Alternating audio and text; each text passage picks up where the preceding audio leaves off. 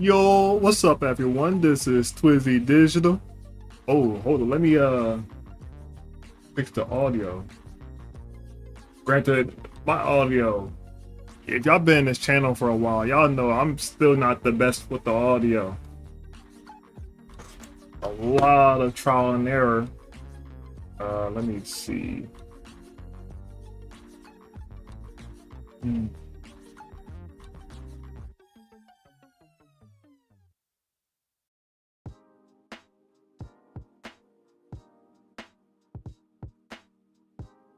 Let me know if I sound too loud or too soft or the mute. Let me know if the audio seems kind of wrong.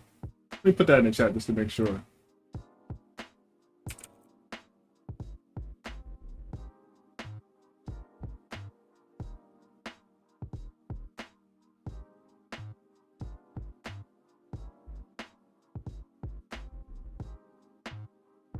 But yeah, what's up everyone? I know it's been a long time since y'all seen me. I make a video about that. I'm going to make a video about that. Let's just say a lot of mental battles, a lot of conflicting scheduling, trying to figure out life situations. Also trying to gain that sense of motivation. I guess at some point I did get hit with depression or that sense of depression rock, whatever. And had that well, I would say I got hit with the slump. Let's just call it that. I'm trying to climb myself out of it. Yeah, and I'll explain more throughout the stream, but I'm doing good. I'm doing okay. I'm um, still moving forward and everything. Uh, but I figured I was trying to figure out. My bad. I was trying to figure out should I record because I haven't. I know the last Let's Play I did for Silent Hill was like a month ago, I believe, and I still feel bad about that. I'm gonna get back into it. Just trying to get myself back into that the swing of things. Uh, yeah, and I was also trying. I also was trying to figure out should I do a Let's Play or me play Doom tonight or do like a Sonic fan made game or do art. And, you know, I haven't done art in this channel in a while, and I do have an idea. I have it right. I have it right here, right now. So I'm gonna pull it up, but just gonna do that tonight. I'm gonna get back in the swing of things of just the gameplay stuff. Also been playing a couple of games, trying to knock out some games as well. You know, it's enough of me talking. If anybody join, I appreciate you guys. And yeah, we're gonna jump into this.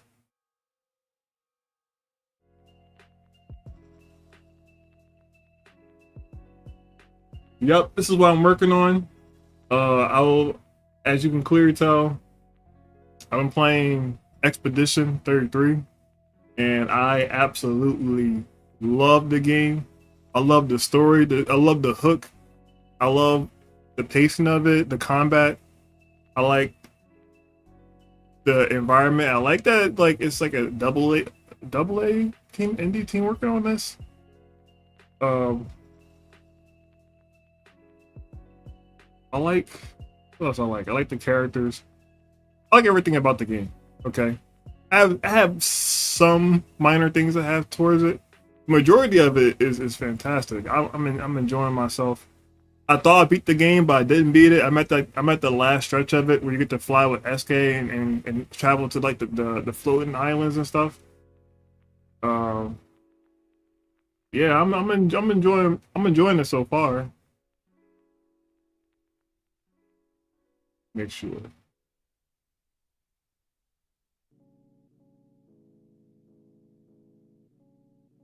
Yeah, I just want to apologize for not posting lately.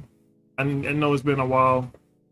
Uh, I'm just gonna.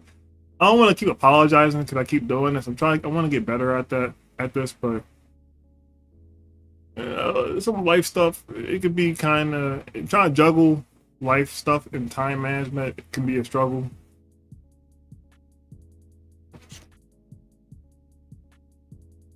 Um, Also working on my comic book. Um, that's also kind of a struggle as well. But I think I'll get there. This one I'm working with. I love the characters, like I said. So and I really like Monoko, the furry Gestrel character, and uh Mei Lee, I believe how you pronounce her name. I like them too. Like I like everybody else by the way, but like it's also these are like the main two I usually play in the game. So there's that.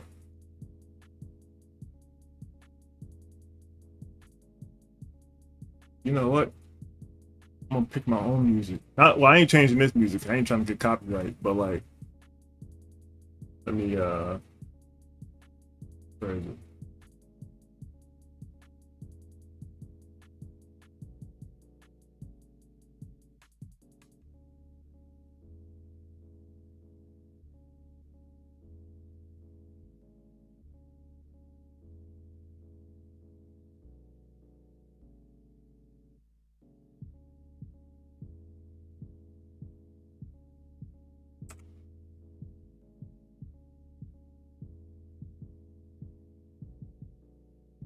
We're here typing like an old man.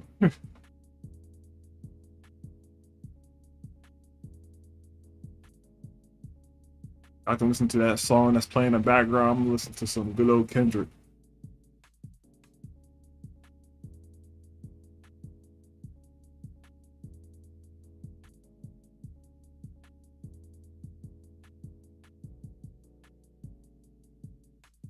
All right.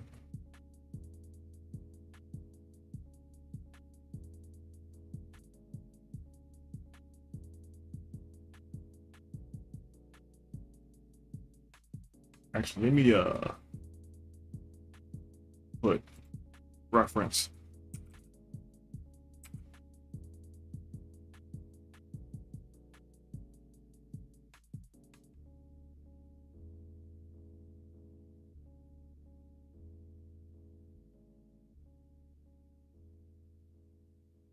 But yeah, I've just been trying to live life, handle this the anxiety and stuff like that. Riding a bike, going to work definitely helps out.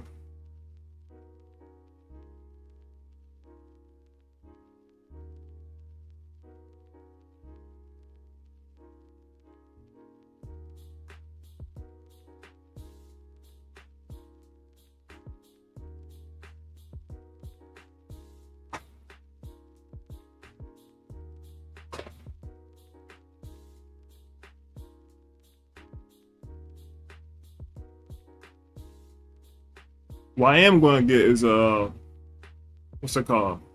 A better desk for me to draw while streaming. Because the desk I have right now is pretty small. It's one of those like outdoor desks, but it's very like narrow. I can only fit so much in it, so it does seem kind of cramped. So one day I'm gonna get a better setup. Let me just make sure.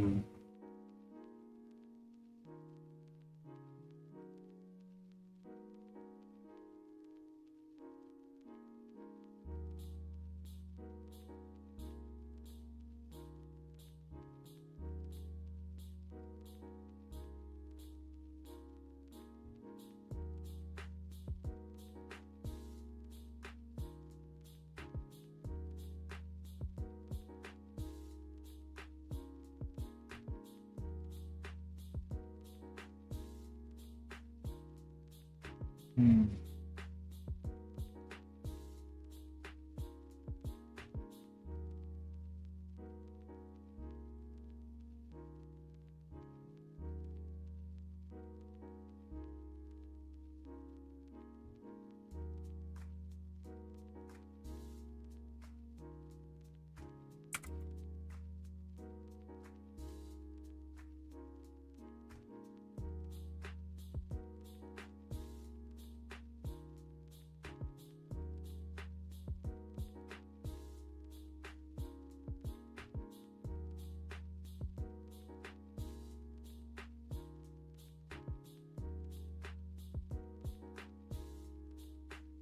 Hey, what's up, Chaos?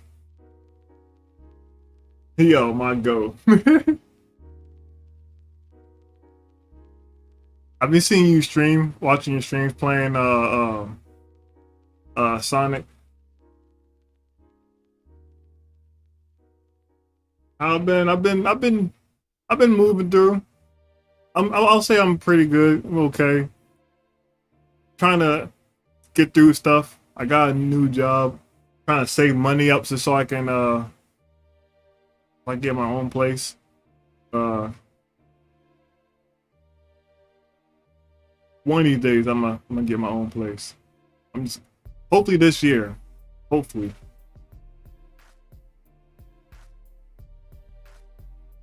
But I've been seeing you stream, yo, and I see you trying to get that grind up. I don't look like because you streaming. It made me think like, hold on, let me actually like get back to like doing what I gotta do. Okay, I've been slacking on like making content. So I'll be lying if I ain't say that you you push me to like get back on the grind. Uh,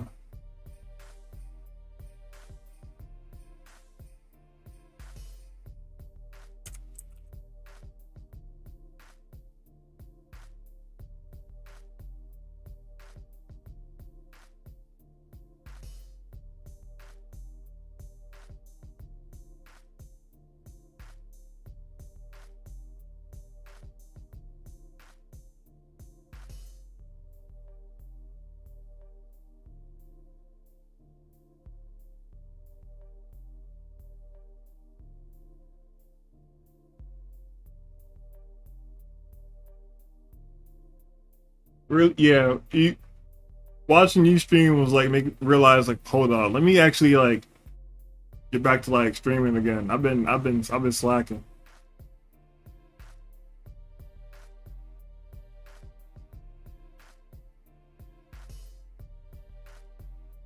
You know, now you're here. I've been thinking about Sonic because I saw a video talking about the end, the main villain of Sonic Frontiers, and I don't know, it just got me like just having all these ideas in my head. Like, yo, I can't imagine the next Sonic game, Sonic Frontiers, uh, like maybe like the main threat, because you know, I don't think we did. I don't think Sonic defeated the end. I think he's defeated like one of his shell. I don't even. I feel like it was like one or barely of his full power or whatever. So I'm curious. I'm like, yo, if this guy is a major threat, you know, what I want to see in next Sonic Frontiers 2. I want to see. I always wanted this again, and I like this one thing I like about Sonic 06. I want to see everybody like fight like the end. I want to see everybody like use their fullest power. They gotta fight with their grits, their teeth like clenched, like fighting this powerful being. Super Silver, Super Shadow, Super Sonic. If you want to put Super Amy, if that's gonna be your introduction, Knuckles, and like I want to see everybody like going ham fighting the end. That would be a dope fight. I would love to see how they handle it. They can treat Sonic Frontiers because the end is almost like a Thanos type of thing. They could treat the end. This would be the first time for Sonic, by the way. They could treat this like a Avengers thing or something. I would love to see that, yo. I think they're going that route because, like, yeah, after you beat the end and the DLC, like you could tell like that was nothing. I think.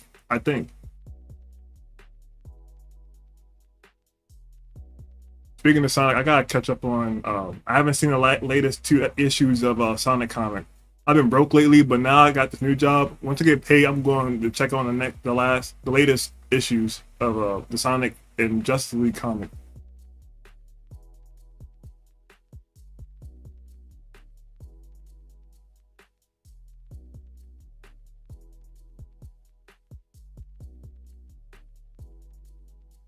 Also, don't mind, this is going to be sloppy. This is kind of like how I like get my ideas.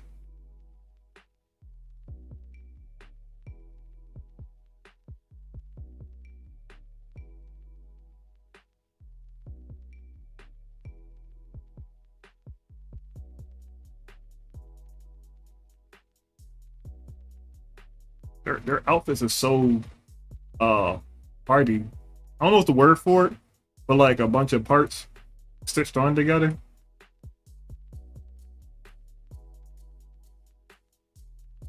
Yeah, I seen the Sonic and Justice League crossover. I only saw the first issue of it.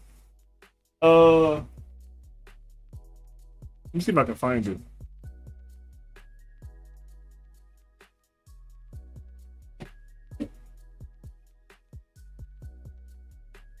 Yeah, cause I have a comic shop nearby my home. I just be pre-ordering the comics, yo. This sounds dope. I have some issues of it. Okay, there's some issues because this is also coming from a DC fanboy. Huge, Superman, Green Lantern. I love Batman. But I'm also like a kind of a critical superhero fanboy. Like I like superheroes, but like I'm also critical depending on like how writers make them out to be. But I think the crossover is dope, and I do like the idea of the fact that Sonic is fighting like Darkseid. Cause Darkseid is like the most OP, one of the most OP like super villain in like superheroes and stuff. So to see Sonic like fighting someone like that is dope. Even though Sonic has already fought like godly beings and stuff, but Darkseid, that's a whole different breed, yo.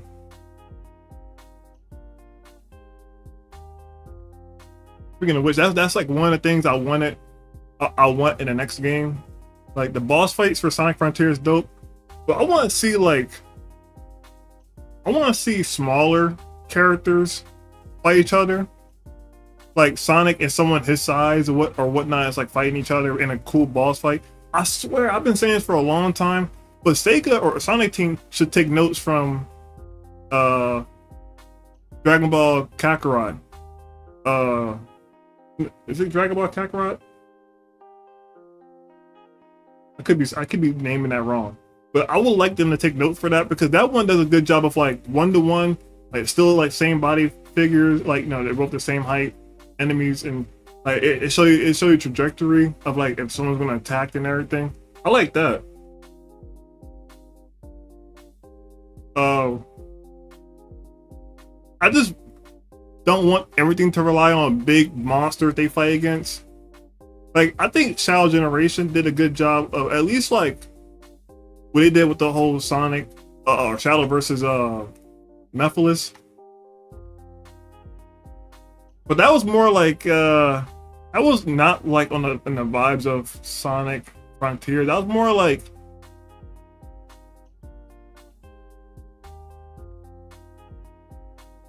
I don't know what I'm getting at, but you know what I mean though. I just want like I want to see smaller character like the same size characters fight each other, and because that's more like impersonal and more involved. Because when you see big beings, I don't know. I'm just talking out my butt, but your boy can only dream. Yeah, this is a dope comic though, and I also got the Ninja Turtle and Naruto comic. That's dope. I gotta catch up on that one as well. Only downside is I don't have like my own space. Like this is my space, but it's pretty small. When I get my own apartment, there's some things I want to collect. I definitely would like to collect comics, but yeah, yeah.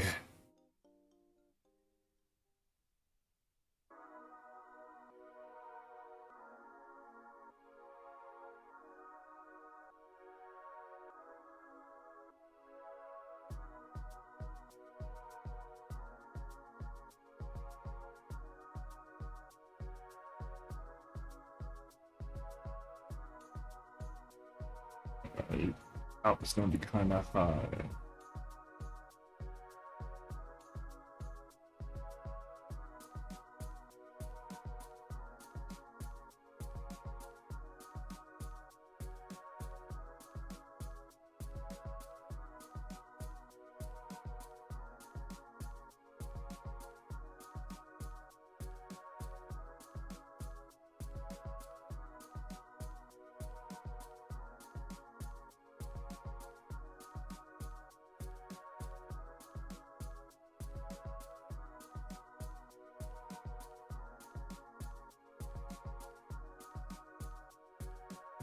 Hey, thank you, bro.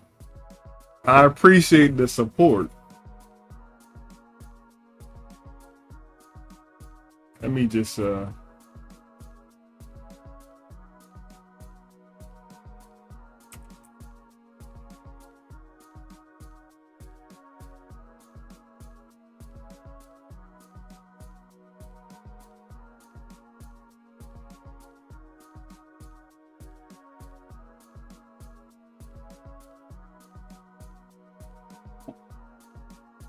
awesome.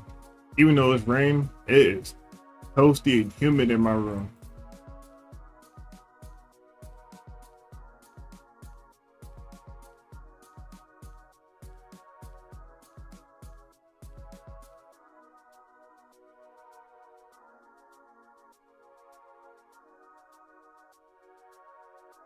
Let me see.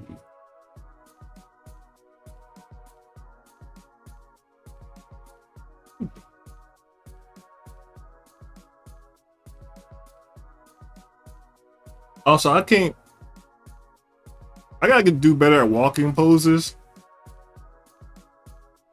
especially like I gotta work on poses like that tilts more, or yeah, I struggle with that.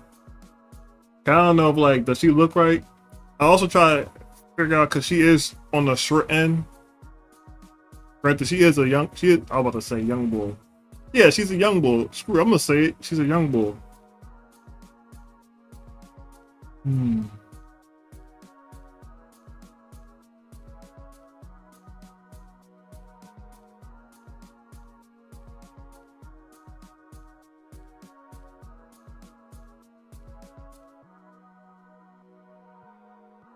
I also want it to be cartoony. Also, it's gonna be a small art. It's not like gonna be a major render thing I was going to do. It was just something I wanted to do quickly because I just love the game so much and I want to do something for it.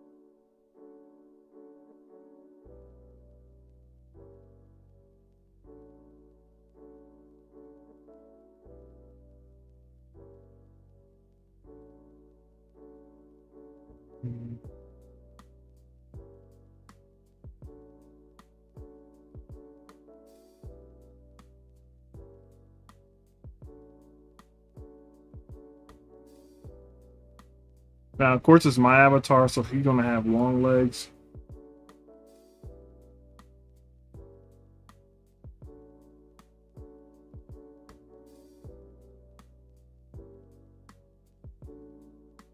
Mm.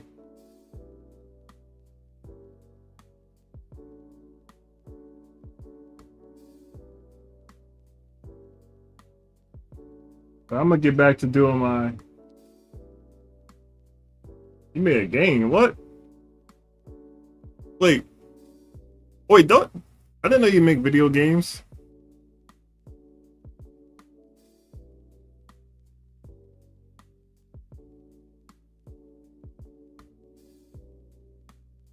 What you make, yo?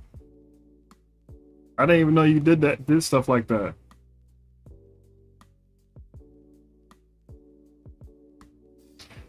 You would have assumed I knew that. Cause we both went to the same school. But you make like I'm assuming you make like a 2D game or something.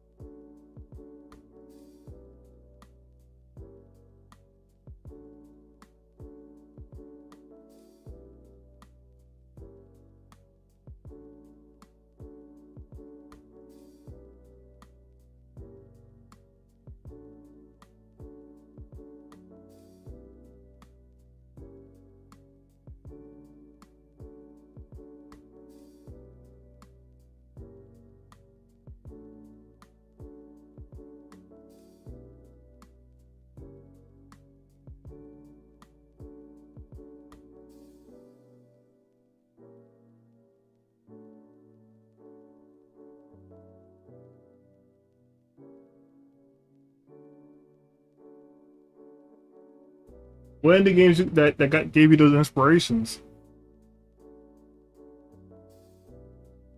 Cause I'm not gonna lie, indie games is on a rise lately, yo.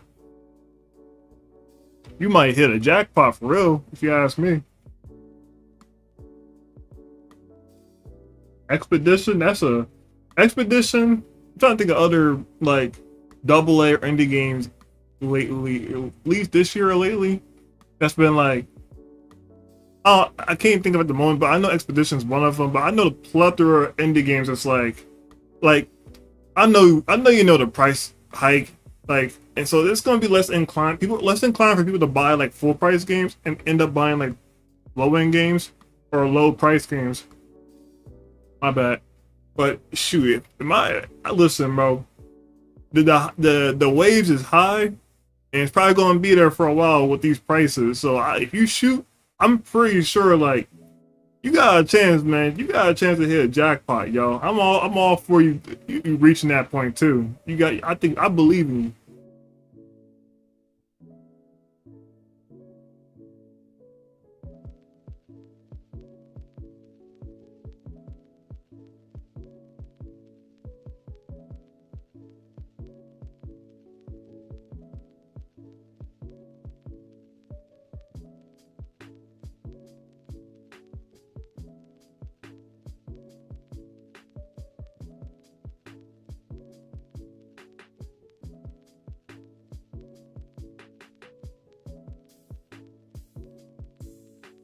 I love scarves. I'm gonna give my character a scarf.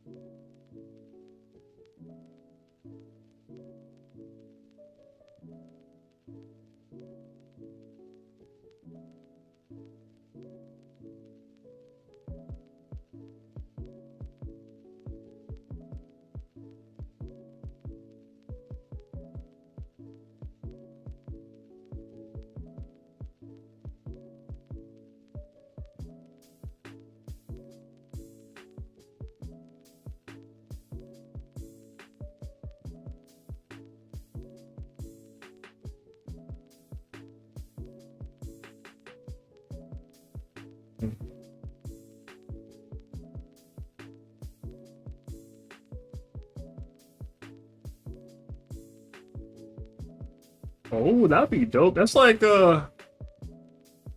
almost like Freedom Planet. I think other games like that too. I'm trying to think of the latest indie game I played recently that was like besides Expedition. I had to pull up my Xbox and see because it's been I gotta figure that out. I'm trying to think of also like Freedom Planet. Hmm.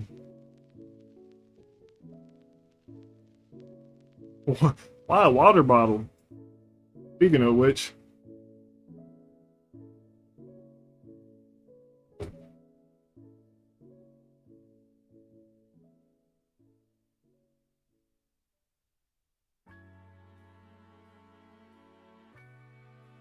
wait, are you like so? Are you like mapping things out and then you do the like the art thing later or something? Oh, cause it's funny, yo.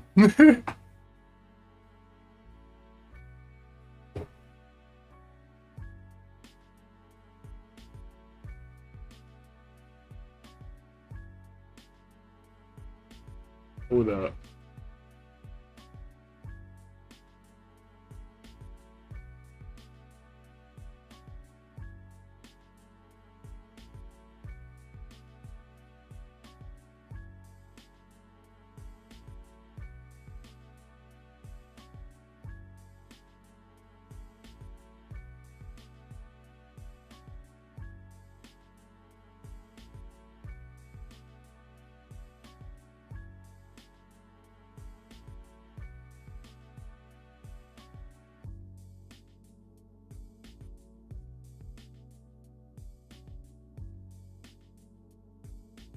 Is this just you doing this game, or you got like a friend or someone helping you out?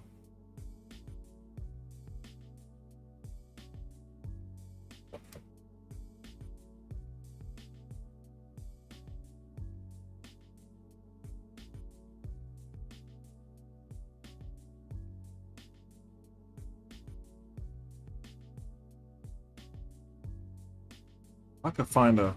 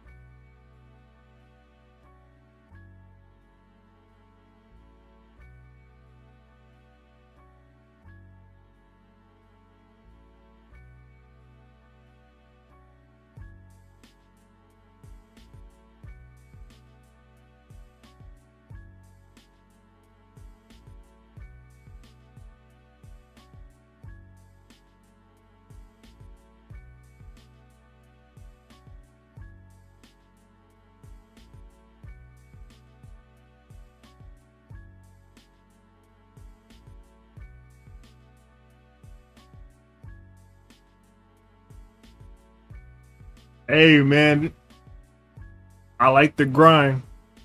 If if you need my help, I can help you out. I'll try to help you out. Because I'll be honest, I'm in a bunch of groups that I'm helping out with art, but like my I guess I'm also struggling with time management of. But if I can, I would definitely I could help you out if you want. Mainly art stuff. I don't know about the coding stuff. I can't. I dropped the coding stuff back in like 2017 in school. I was doing game stuff, and I was not the biggest fan of the coding.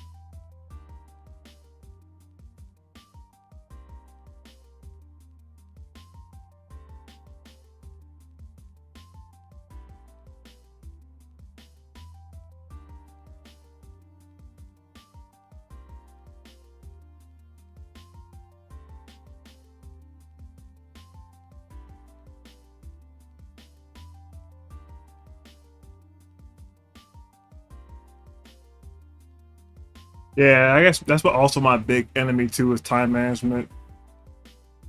It be feeling like there's not much time in life. I feel like you gotta do everything as soon as possible before that opportunity slips.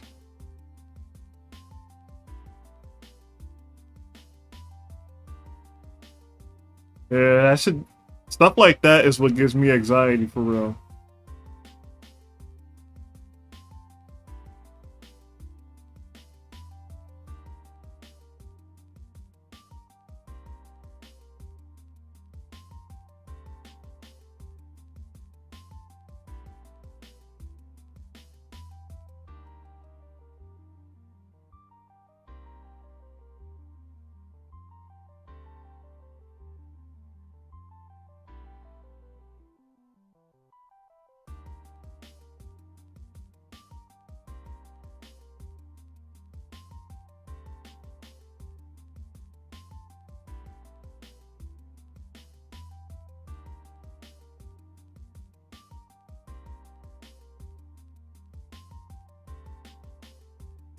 Hey man, well damn, you just inspired me with saying stuff like that. Yo, geez. You know what? If you're reaching for the stars, I'm reaching too. I can't fall behind. If you saying stuff like that, I can't fall behind. I gotta reach for the stars as well.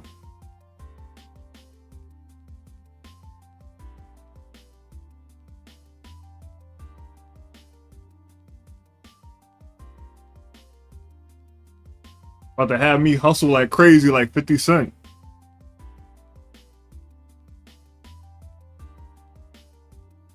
Get rich or die trying type time.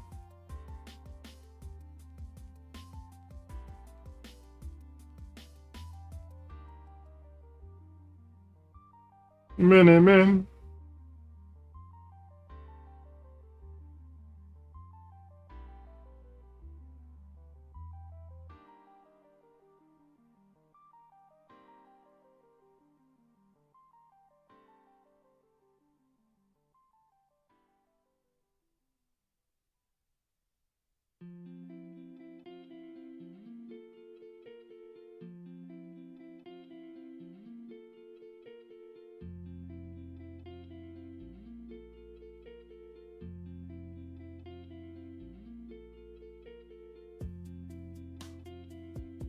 Yo, I'm not gonna lie. All on this the music, bro. You should play Expedition if you ever get the chance. I don't know why, but the Lemire, it's a location in the game. Yo, the soundtrack of this game is the vibes I got from it. Like it's so like whiplashy, like it's so good. But then it's like moments where it's like, whoa, like you get this groovy songs, you get this Donkey Kong Country songs, you get this rock type songs, this choir music song, and it's like, what the heck is going on, yo? It's been that game has been a crazy experience. Let's just say that. And then one thing, listen, I wish Ness was in the chat so I could talk to him, because we talked about this before. But like, what I was trying to tell Ness, this is like a few months ago we talked about this, because we were talking about like my preference RPG. We were just talking about RPGs in general, JRPGs particularly. And I was saying that I like. It's not that I don't like JRPG games. I love JRPG games. I will still play them to this day. I just was talking about that I don't have the time for it to like. I don't have the time to warm up to it. Like there's certain JRPG gameplay styles that is still, to me, that's still like, you should have left this in like the 2000 or the 90s or something like that. Man, it's 2025, 24 or whatever when I was talking about this. Like, you gotta like do something. You gotta progress with the formula. Like my biggest pet peeve, and if games like this is where, unless like it really got me, I'm not playing it. But like, all right, Pokemon, I hate the grass dance. I hate that. I like to see the enemies. I don't like random encounters, though it's a classic. I'd rather like see the enemy run up. I'd rather an enemy just run up to me. If he's too fast and I can't outrun him, I'd rather that than a random encounter. Because at least like I know, but like I know you have moments where like you play like a JRPG game, you fight somebody, you win, and then you get back to the game, you take one step, and then it hits you with that random encounter again. Like that is annoying. Also like, because it's one like our JRPG games, I be wishing games just go by fast. Like, cause a lot of times in JRPG games, you gotta like load to the fight. You fight, even though, and you even gotta take turns in the fight. So you gotta see somebody, you gotta watch them do the fight part, and then you gotta get to your turn. You gotta choose a thing. Like everything is very like deliberate and on the slow end.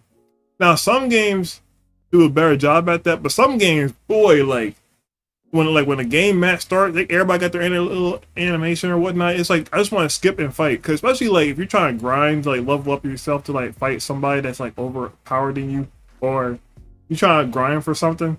Like, oh, it is tedious doing like trying to grind or fight, and it's just too many loading screen, too many like wait. Like I'm like, just let me just press the A button to make things go by fast. What else? I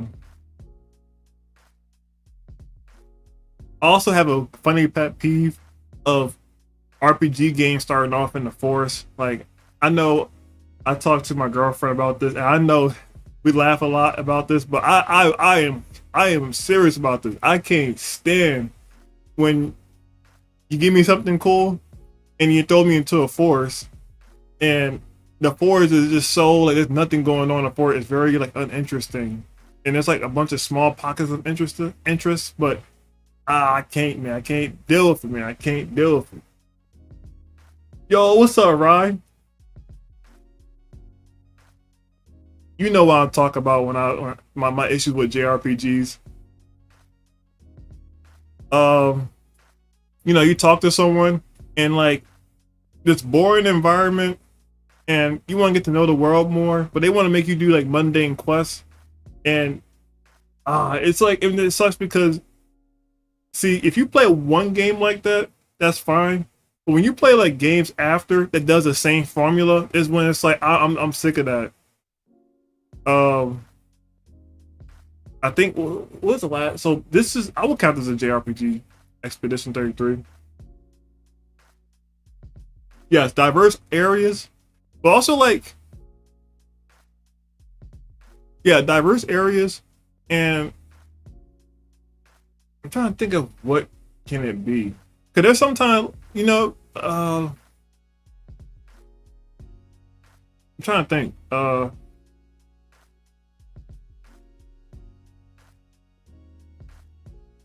Now all this, regardless of what I'm saying, this could be me saying this, but I guess because I played enough JRPG games to know like, all right, they're doing the same formula, but it's just they're not like changing it up or anything. You could tell it's like just trying to get through.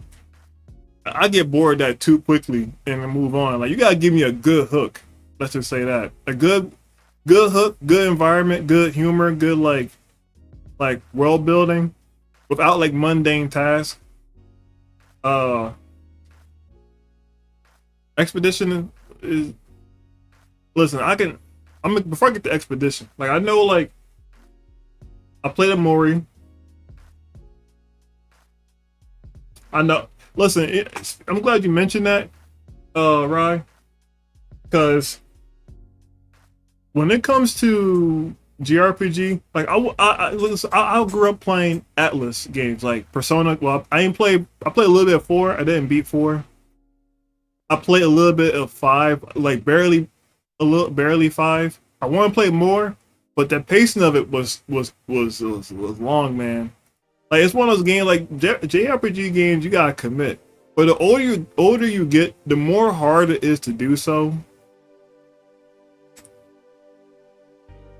Concept, but game slow, bro. The crazy part about like the gameplay is slow, but they be having like these cool stories and stuff.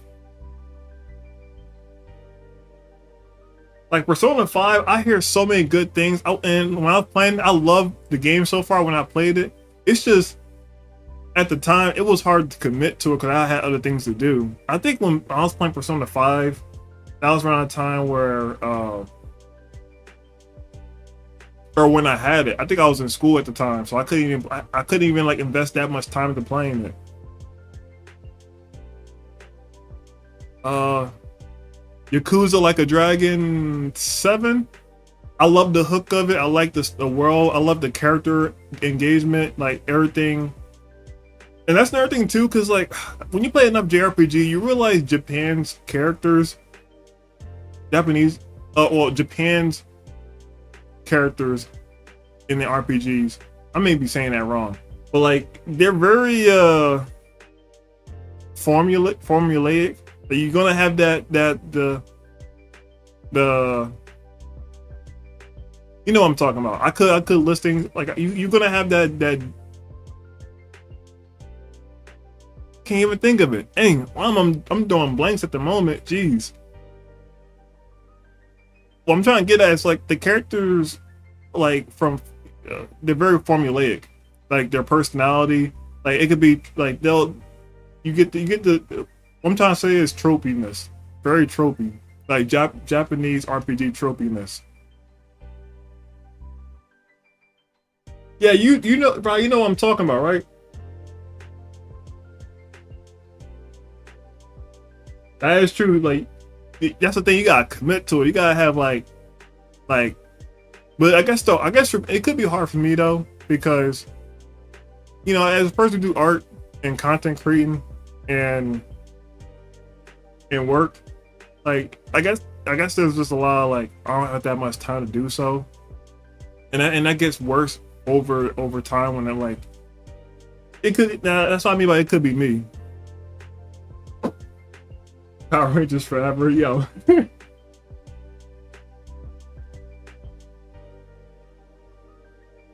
You got the silent protagonist. Now, I say this, and this is, but I'm also a person who play a lot of Western RPG, like CRPG games, like XCOM, Wasteland, uh, Gears Tactics. Like I'm into that. Um, and I do like other Western style games like Fallout, uh, Kingdom Allure, I think it's called. Skyrim, Oblivion, I guess I play a lot more Western RPGs, Mass Effect. But like that's what I mean by like those games, because those games characters, especially Mass Effect, like they're very Alamore. Is that what it's called? I think it's called Alamore. Wait, Amalur? I'm saying it all wrong, man. I'm sorry, y'all. Yo, also, if y'all could, how's my audio? Do I sound loud? Do I gotta turn the volume down for my voice or the music? I've been trying to like figure out this audio thing for so long, and I've been like, I can't tell if I'm butchering it or what.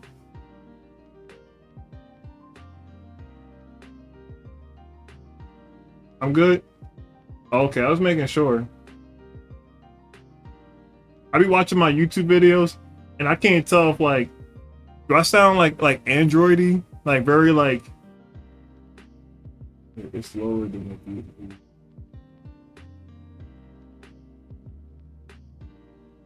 Should I turn my volume up a little bit?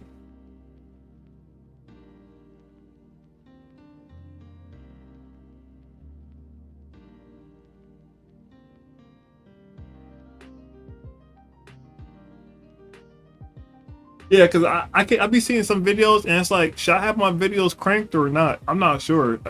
It's been a struggle. You know what? Hold up. While I'm on YouTube, let me y'all gotta hear this song, yo. This song like it's been stuck in my darn head for the longest since I played this game.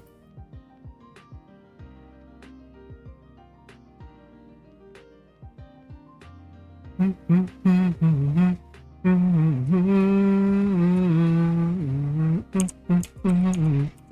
there's way more catchy songs than that, but hold on, let me if they do game of the year, I hope they play this at the awards because I might sing out to it for real.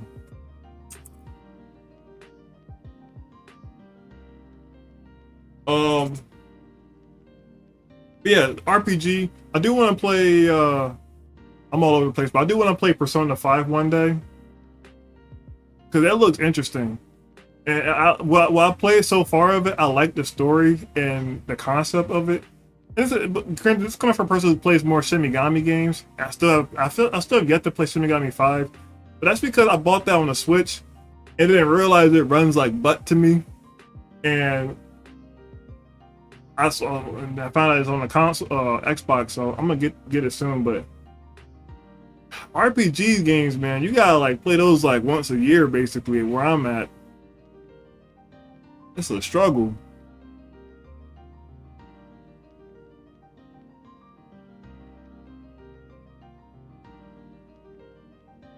Also, I'm gonna get back to doing let's plays and what's it called?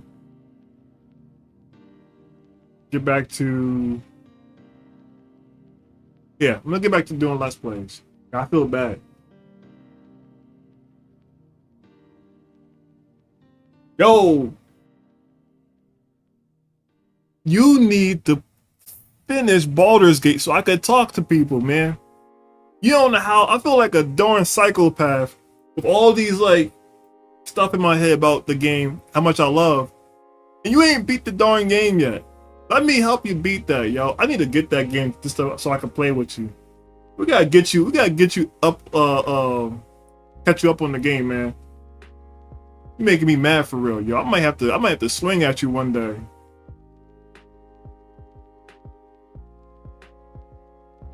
It's a joke, by the way.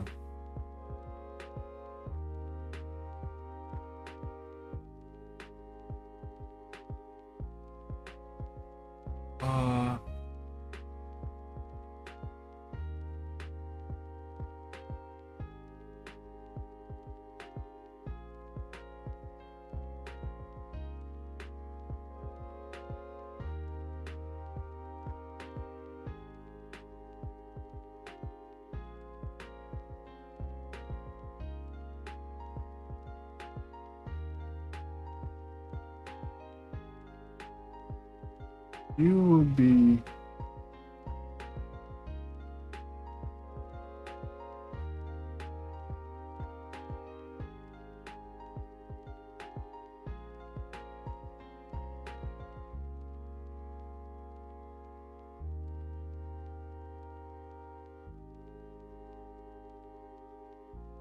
That's the only thing I feel bad for, because the combat is like a learning curve that I wish they told people about. But man, if you can get past the combat, the story of Baldur's Gate 3, man, mwah, it's amazing, yo.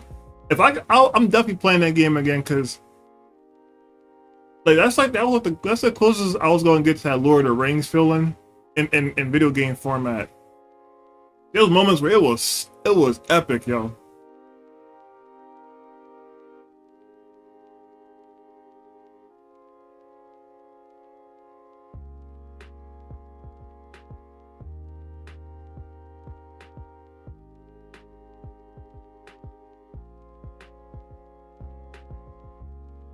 I wish there was an actual model for this character so I can have some reference.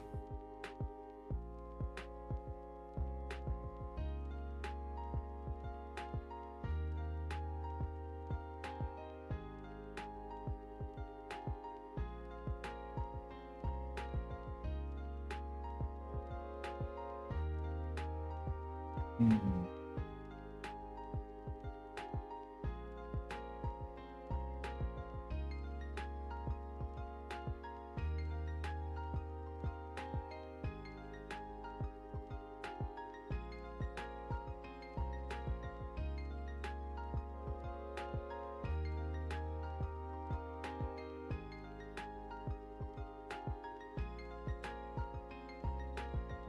Let me help you beat that game. Because you didn't even get to the second act where it's like, holy cow, like this game is just grandiose. Grandioso? Whatever you want to say. I'm not gonna lie. Baldur's Gate 3 had me geeking out, yo. I'll be playing the game and there's something crazy about, oh. Bro, I can't, bro. That game got me, man. That game got me. This is around the time where like my gaming setup was like in a certain way. So if somebody walk in, they directly see me. I'll be like this. I'll be freaking hyped. You ever felt so hyped with something that like you can't contain it, so you just jump up, or you just want to like spaz out? I'm not gonna do that now because like I got the earphones, but still. let me not think about next time I play that game again, because I will be happy.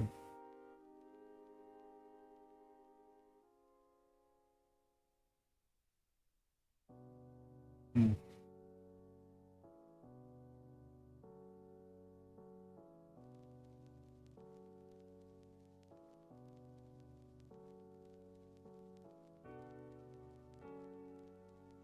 Oh yeah, forgot about when we see. Listen, bro, I was geeked out. Now, unfortunately, you only watched it in the room. But like, when I was in the theater, oh my gosh, you could tell nuts, bro. I was geeked out the whole time watching that Sonic 3. Mad Max. See, the second part was I loved the movie. I was hyped for the movie. But that was the worst time watching it because I was going through a mental situation or anxiety, and I'm mad though because like that first time watching it like with anxiety was the worst experience, because I'm trying to like get hyped because I like what I'm seeing, but like I'm trying to like contain my anxiety because I was having some weird like heart palpitation or whatever, but I was not in the best shape watching that, but I wanted to be in the best shape watching it because it was a dope movie. And then at least I got a chance to watch it again with you and get to do the hypeness because I was a bit more better now, better than. You seen Sonic three times, bro? I seen it 3 times, and man.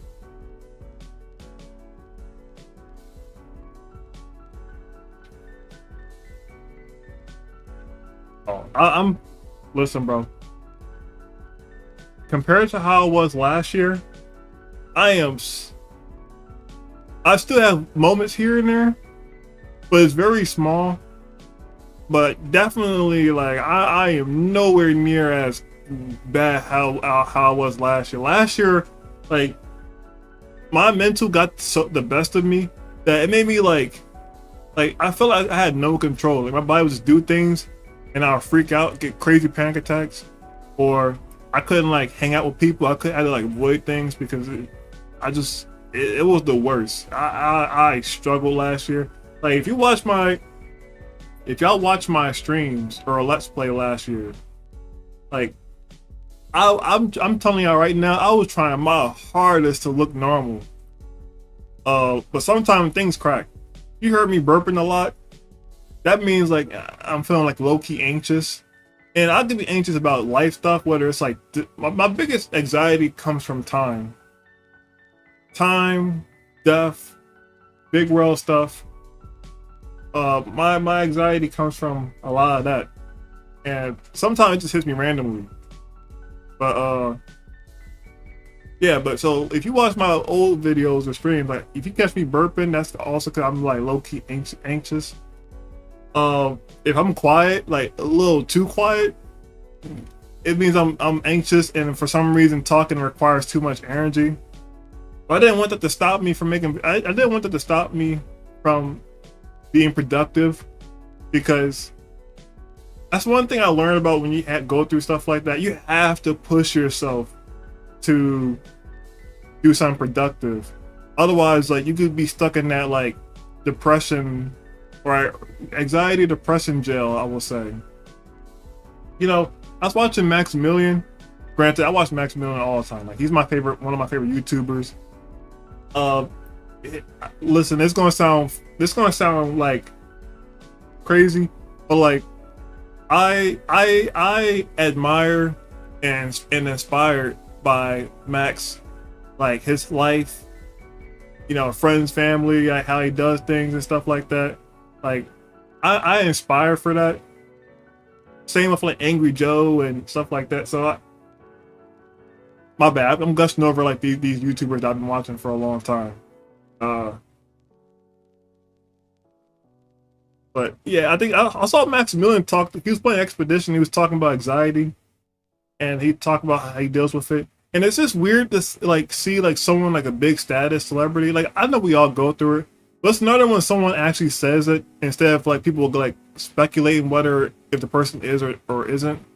But the fact that he talks about it and he's like he goes through it, and he has to like work out and stuff to like, and he giving advice to the audience. I think I commented on his video about that, but I just glad to see something like that, see someone say stuff like that in their celebrity status or caliber. Look at me bringing up, you know what? I'm over here talking about that.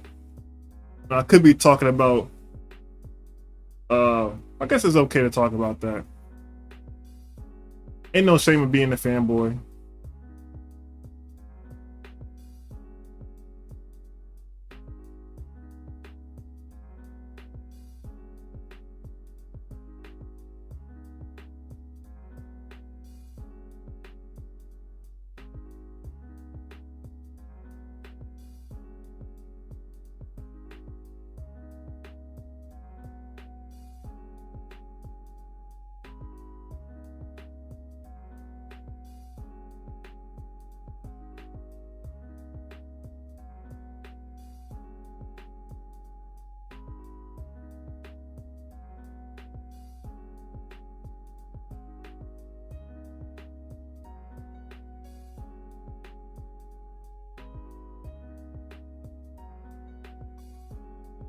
I appreciate y'all's support and concern about my mental health. I think we all should be concerned about each other. I start feel towards everybody else. And low key, even though I went through so basically mental hell, I call it. I definitely gained something from it. Experience, story ideas, a lot more appreciation and understanding with people who goes through it. That's why I lately I've been making like my comics a lot more in tune to like mental health or things about psychological stuff. One of my comics talks about the concept, my interpretation of death, and less on like the death itself and more on like the human the human thoughts on it, and like the theme of it, which is regret, regret, and yeah, um, another thing in the comic about superhero bullying, but it deals with like the thought of bullying and the mindset of someone who bullies and the mindset of others who are the victim of bullies. Uh,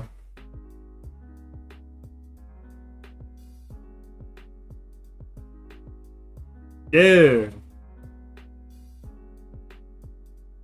perspective is really like the key to like to life for real.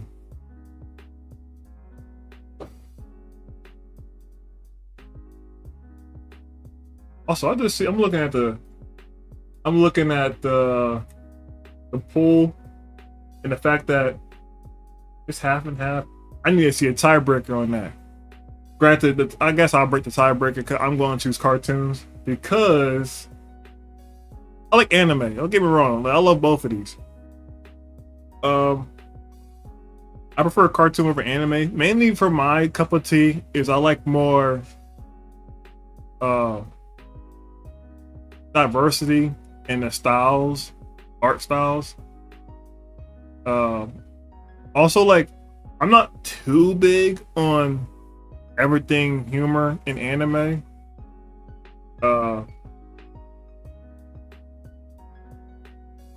Listen, I like early cartoons, but they can be wild. I'm not gonna lie, those are wild, man. That's like you basically treading through the Wild West. This is coming from a person like me who liked Ren and Stimpy back then, and then looking back at, I'm like, bro, what the heck was I watching?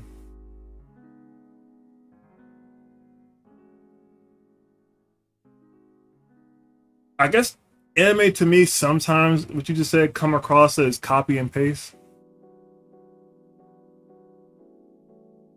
I'm also huge on like unique character designs, and like I remember when I was watching like see the animes you know like animes that I like. You can see where I'm coming from when I come about when I say art style. Like I like Dragon Ball Z. I think that has a unique art style. One Piece has a unique art style. JoJo has a unique art style. Um, Trying to think what else that's like. I like. When I say I love these shows in manga.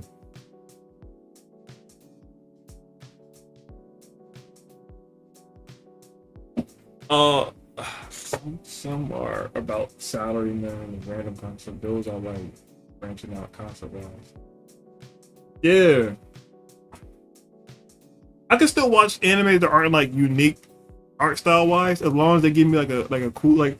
Listen, I'm a huge Vinland Saga fan. Love that show so much. I know the second season got like a bit of a turn off for some folks. Listen, man, Rai will tell you at best because I know her too well. But like I can't when she mentioned this term, I realized, you know what? I agree. I can't stand key jingling folks, yo. Whenever I watch something, listen to something, like maybe you don't get it the first time, but some folks don't. They only just take like the hype part of it and the action part, and that's it. And I don't know how I feel about that because when you want to spark a conversation, they don't like. There's only so much you can talk about when it comes to like the hype of something.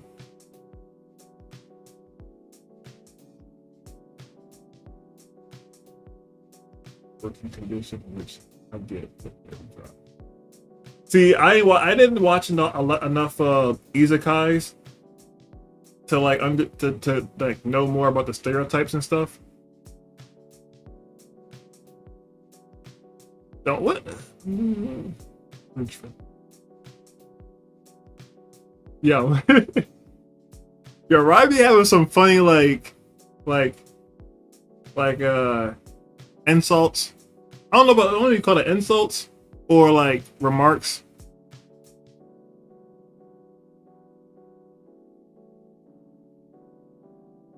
I'm trying to think what like the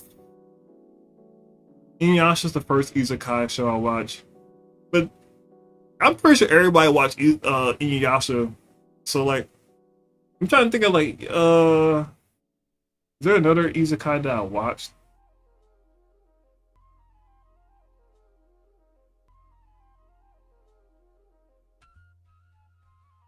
I can't even think of other isekais at the moment. Digimon.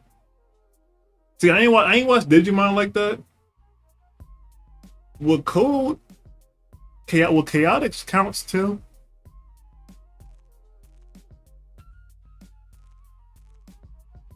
Hmm. That's an interesting. I gotta think about that one actually. Yeah, I get it. Chaotic counts too. Hmm.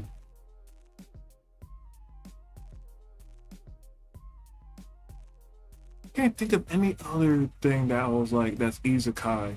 Sword Art Online. Yeah, I didn't watch enough isekai type stuff, honestly.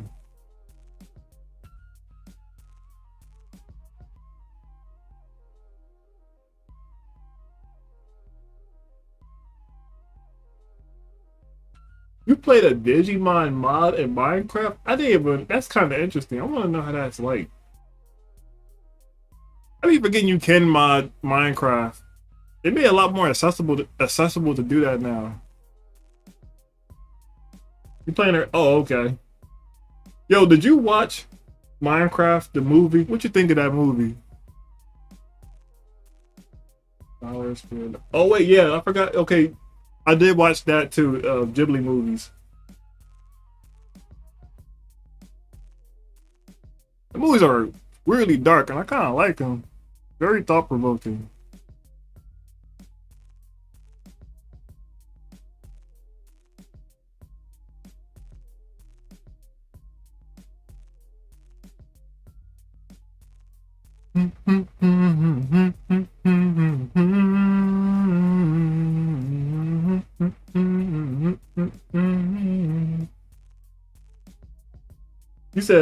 You said, oh, I watched the movie because at the time I was working in the movie theater, so I saw it, and I also had to deal with the whole chicken jockey popcorn and kick a lot of people out. But I watched the movie. Yeah, I would say Jumanji vibes. I If you're just watching a movie just to have a good time, bad, good or bad, I knew it wasn't gonna be great. I know a lot of folks like it. I thought the movie was enjoyable to watch. It's dumb, like it's dumb, but I thought it was fun to watch. Yeah, I can appreciate fun movies, especially around that time I was watching like a lot of psychological movies. So it was kind of like a good like a break, basic for me. Yeah, I will say like Jumanji.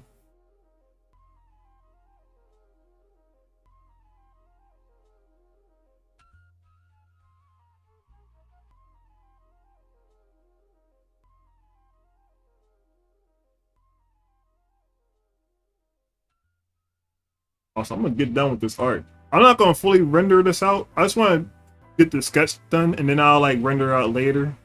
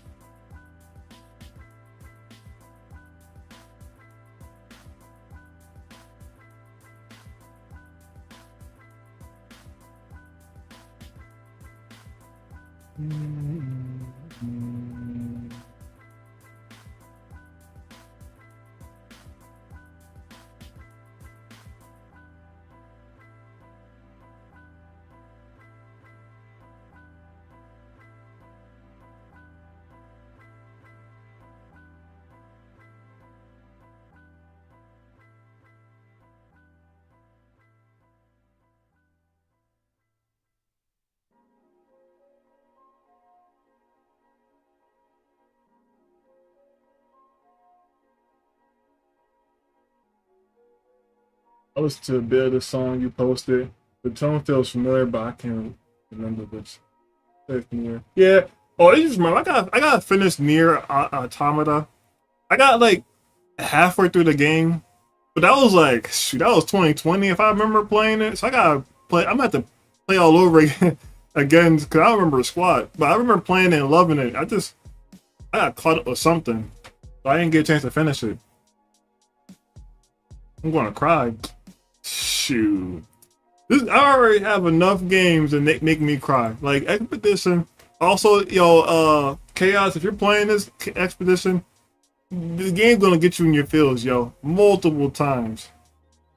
Listen, I know that I'm a man, a black man, and I know there's like a toxic masculinity thing going on, but it's okay to darn cry, yo. Some of these movies and games and music be have me bawling like a baby, yo. Okay, maybe not bawl like a baby, but like, I shed tears and whatnot. It's not weak to shed a tear for a man. I'm just putting it out there just in case. But like Expedition, that game, man, that game had me like teared up for real.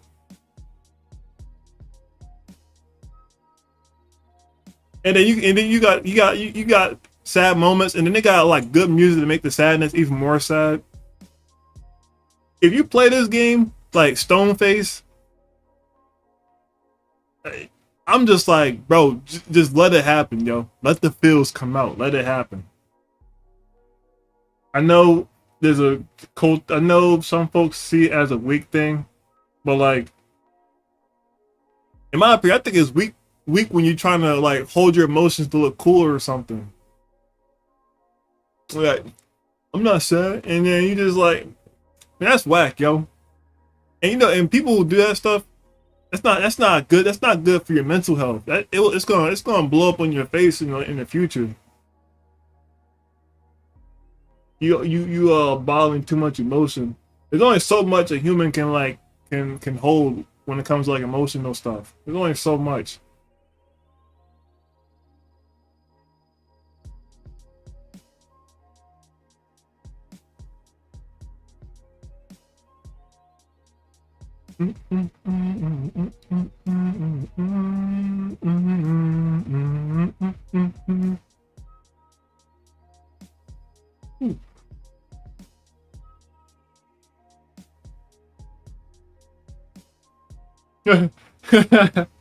Yo, I listen.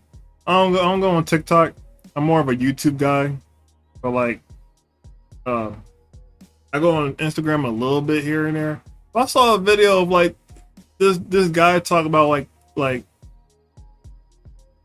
that's a whole different thing, but I'm just gonna talk about it. Guy talking about uh what was he talking about again? Crap, I'm over here. I forgot the detail of the conversation, but it was on the line of should dudes date like should you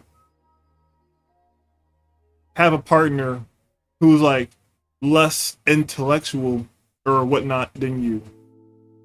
And like the guy was explaining it as if like no, like you want someone who is as intellectually capable as you are. It shouldn't be like a king and like our leader.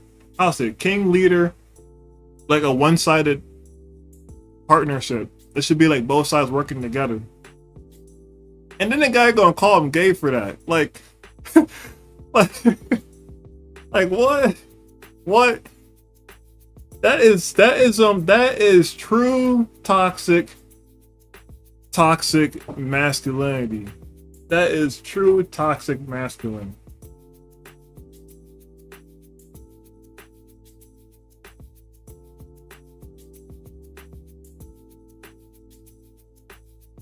I just laughed at that because I'm just like, yo, you can't be this serious, yo. I heard way more wild stuff than that. Like I swear I heard someone mentioning like putting lotion on is gay, and it's like, man, just throw the word gay out the window. Cause like now like I swear the older I get, and the long and how long society progressed, the more they try to devalue word the meaning of. They about to they might as well devalue every single word. That's what it's starting to come down to.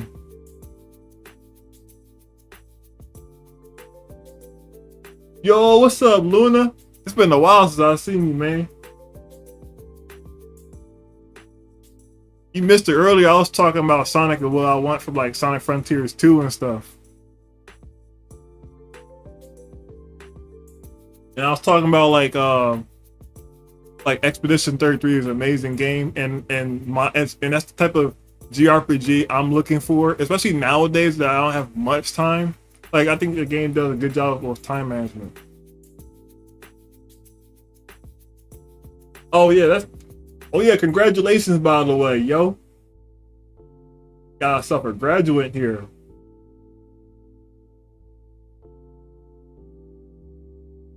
Oh, okay, sweet. Yo, everybody, I'm about to hold up. Welcome to the graduate club, yo.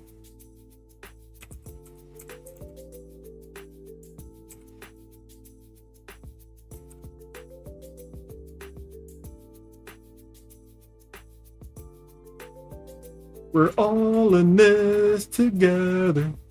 I forgot how the rest of the song go.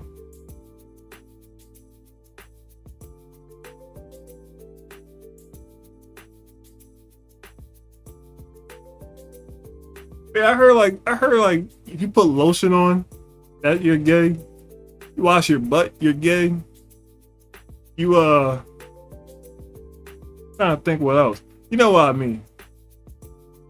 Bruh, I know you were not just singing High School Musical, bruh. Yo, for real. I couldn't think of the rest of the lyrics, but yeah, that's the first thing that popped in my mind. Yeah. But how I is mean, it? like everyone knows like that first part of the song. I don't Also, know. to everyone in chat, thank you for the congratulations. It's been Jesus Christ 20 years in school. It feels good to not have homework anymore. Yeah, that's for real. Yeah. I'm not gonna lie. I'm still trying to get over the graduate student, because the one thing I like about college was the community part of it.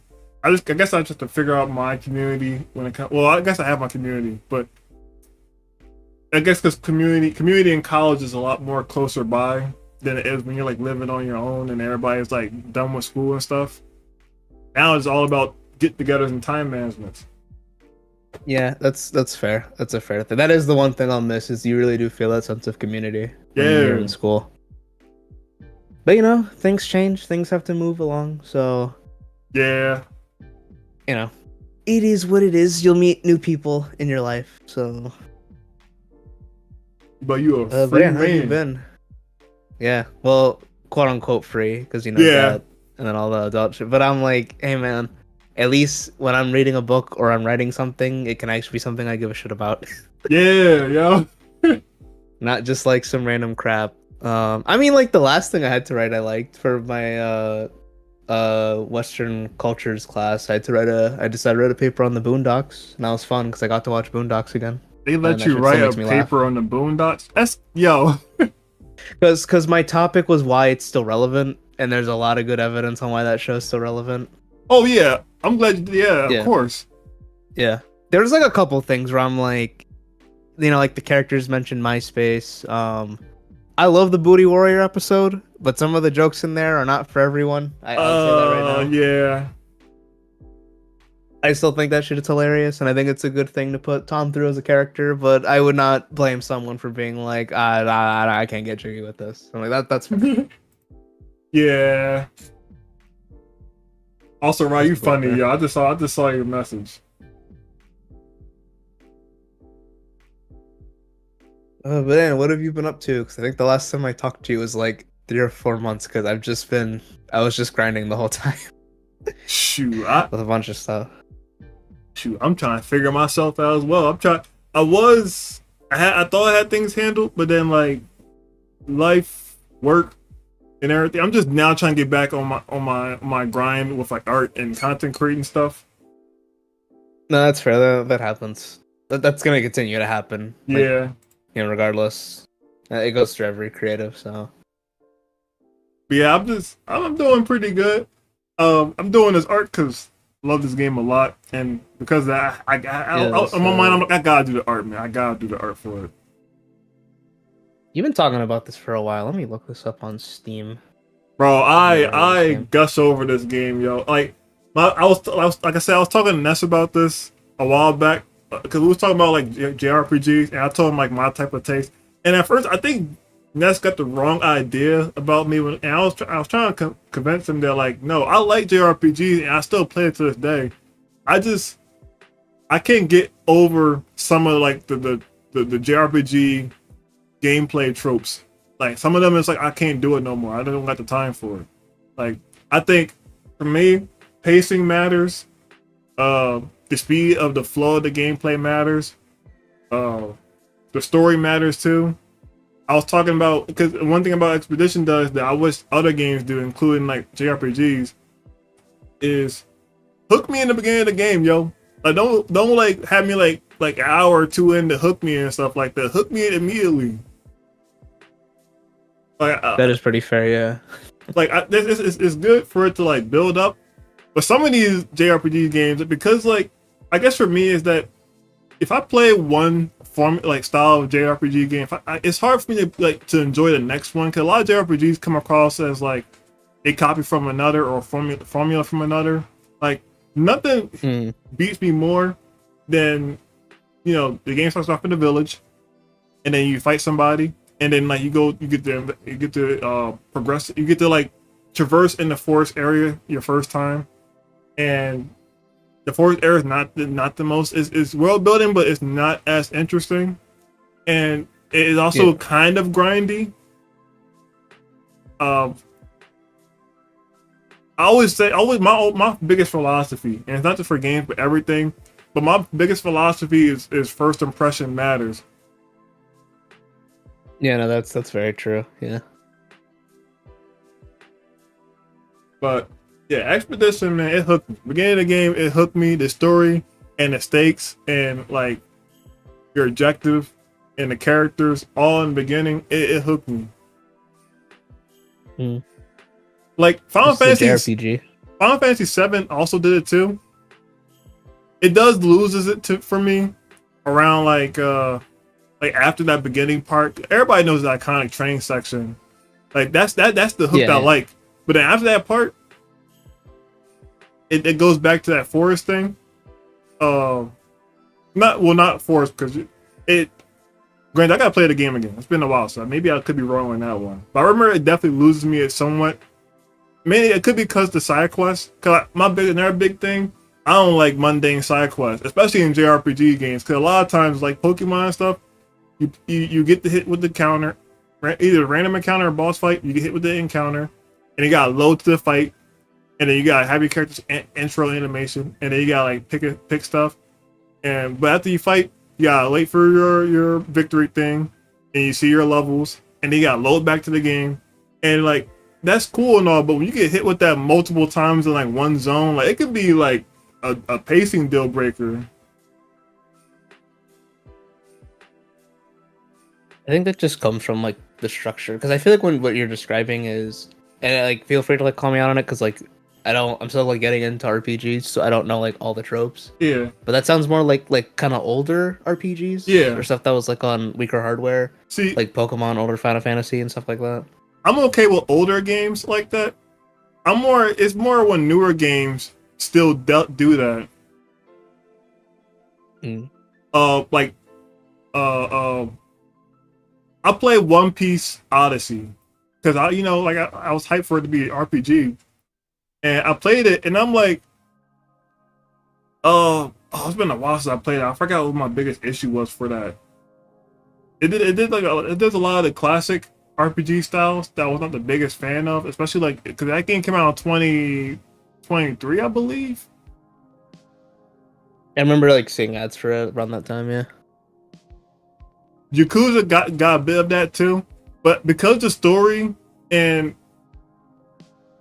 the story sometimes like a game could not be perfect with like what my needs, but if it has one thing that carries, it can carry the other. But some newer JRPG games, I can't help but to wonder if it's like phoned in. Mm. Yeah, I just looked it up. One Piece Odyssey to come out in 23. Yeah, I was hyped for it. And I also was hyped for the Fairy Tail game, Fairy Tail 4. Because listen, I have a love-hate relationship towards Fairy Tail. Like I hate the series, I hate the show, but I love the show at the same time because it was like my first realization what anime is. But man, that show story plot point is very messy. For me, by the way, it's pretty messy. All I know about Fairy Tail is that I think there's like a lot of fan service Yes, in it, and the character yup. looks like Gumball. That's all I know about Fairy Tail. Oh yeah, Happy does look like. Yeah, Yo. the blue cat. I always hear he's just Gumball. Some rookie goes. But yeah, I do agree with you with a lot of the RPGs I have played. They do start out very slow. Like I remember Persona 5 being pretty slow. Something with what I played of Persona 4. Which sucks because Persona Kingdom Hearts 5. 2. What about Kingdom Hearts 2? If you know about the Roxas part, like the beginning when he plays Roxas, that's like, I think that whole section is like 2 to 3 hours, something like that.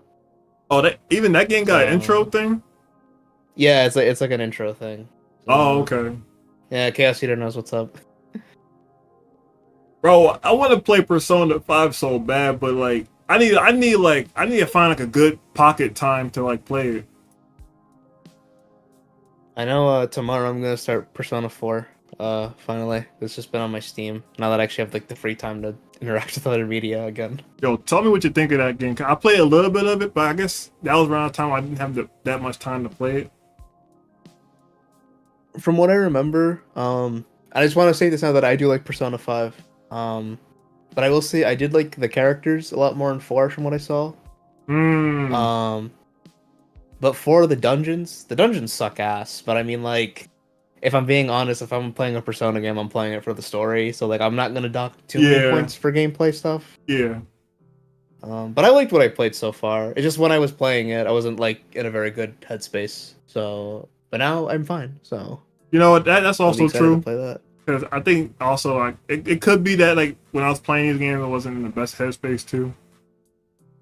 Yeah, you need to be like in a mood to play a game sometimes. Yeah.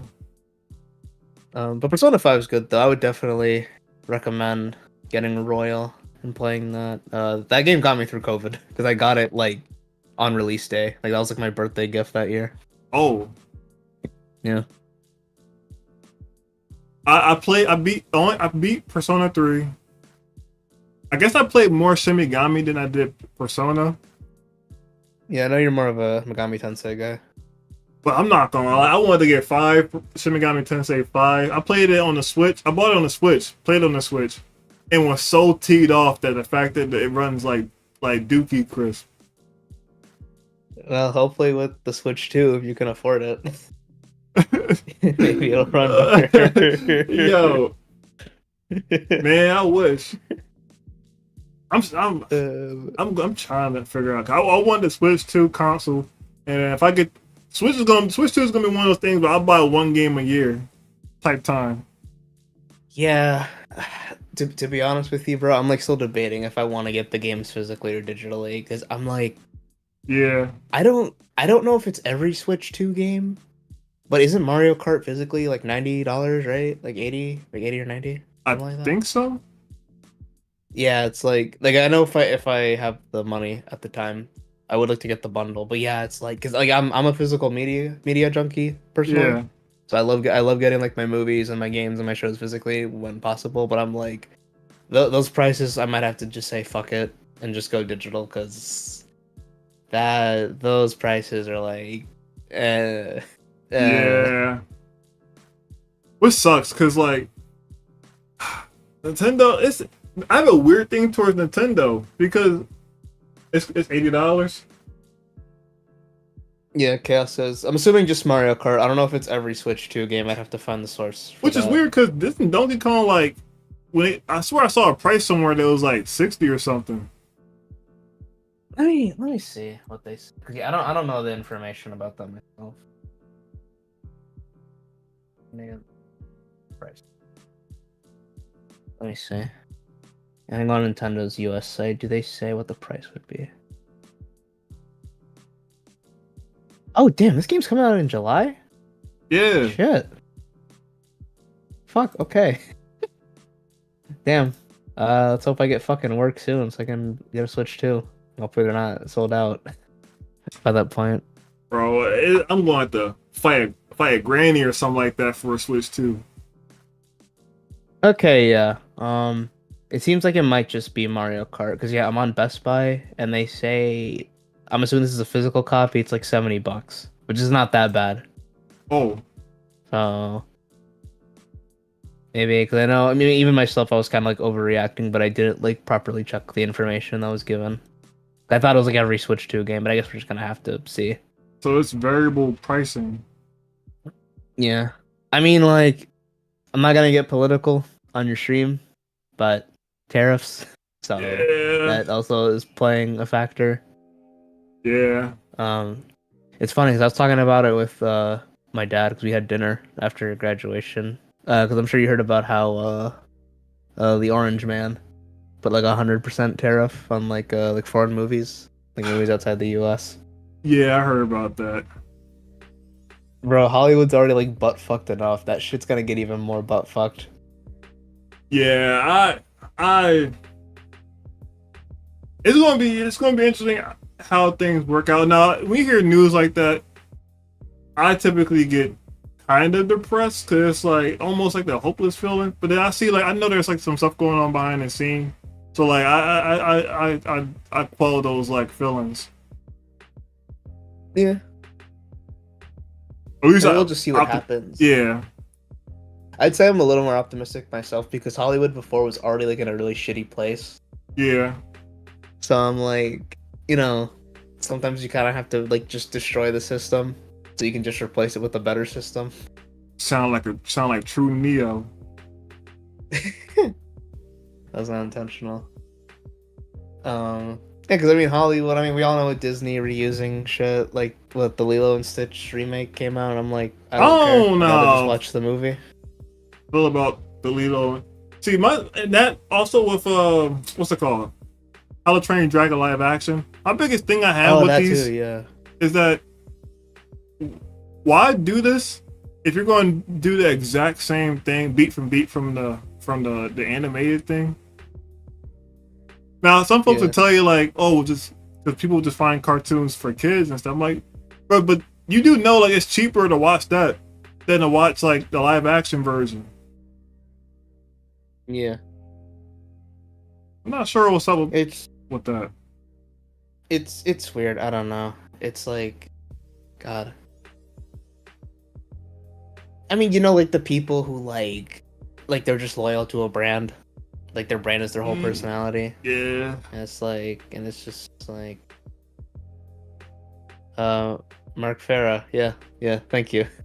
I'm glad you agree. Yeah, Hollywood needs. To Oh, what's reboot up, Mark? badly. I didn't even know you was in the chat. Holy cow! Oh, hi, Mark. This- Yeah, I know. because I it's know like- him. He's a close friend of mine. I haven't seen you in a while, man.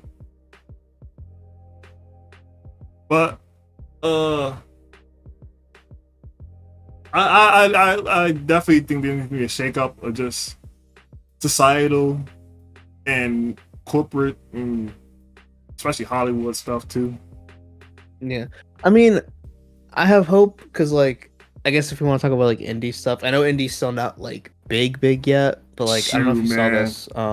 But for Glitch, they got like murder drones on like Prime, and I remember before they talked about how they got Digital Circus on Netflix, Oh, they do? I ain't know which like that. yeah. So my assumption is like you know like Netflix went to them or something, and they did some contract where it's like yeah, put your show on like Netflix for however this many times. So it's like you can still be independent and still get like on a big network like that, you know. Yeah. So for me, that's kind of like some light. Like I'm sure like it'll eventually get better. It's just you know we're just like in a rough spot right now. I mean, I just say the creative industry right now is just very. Cause even games, you know, like all the layoffs and stuff going on.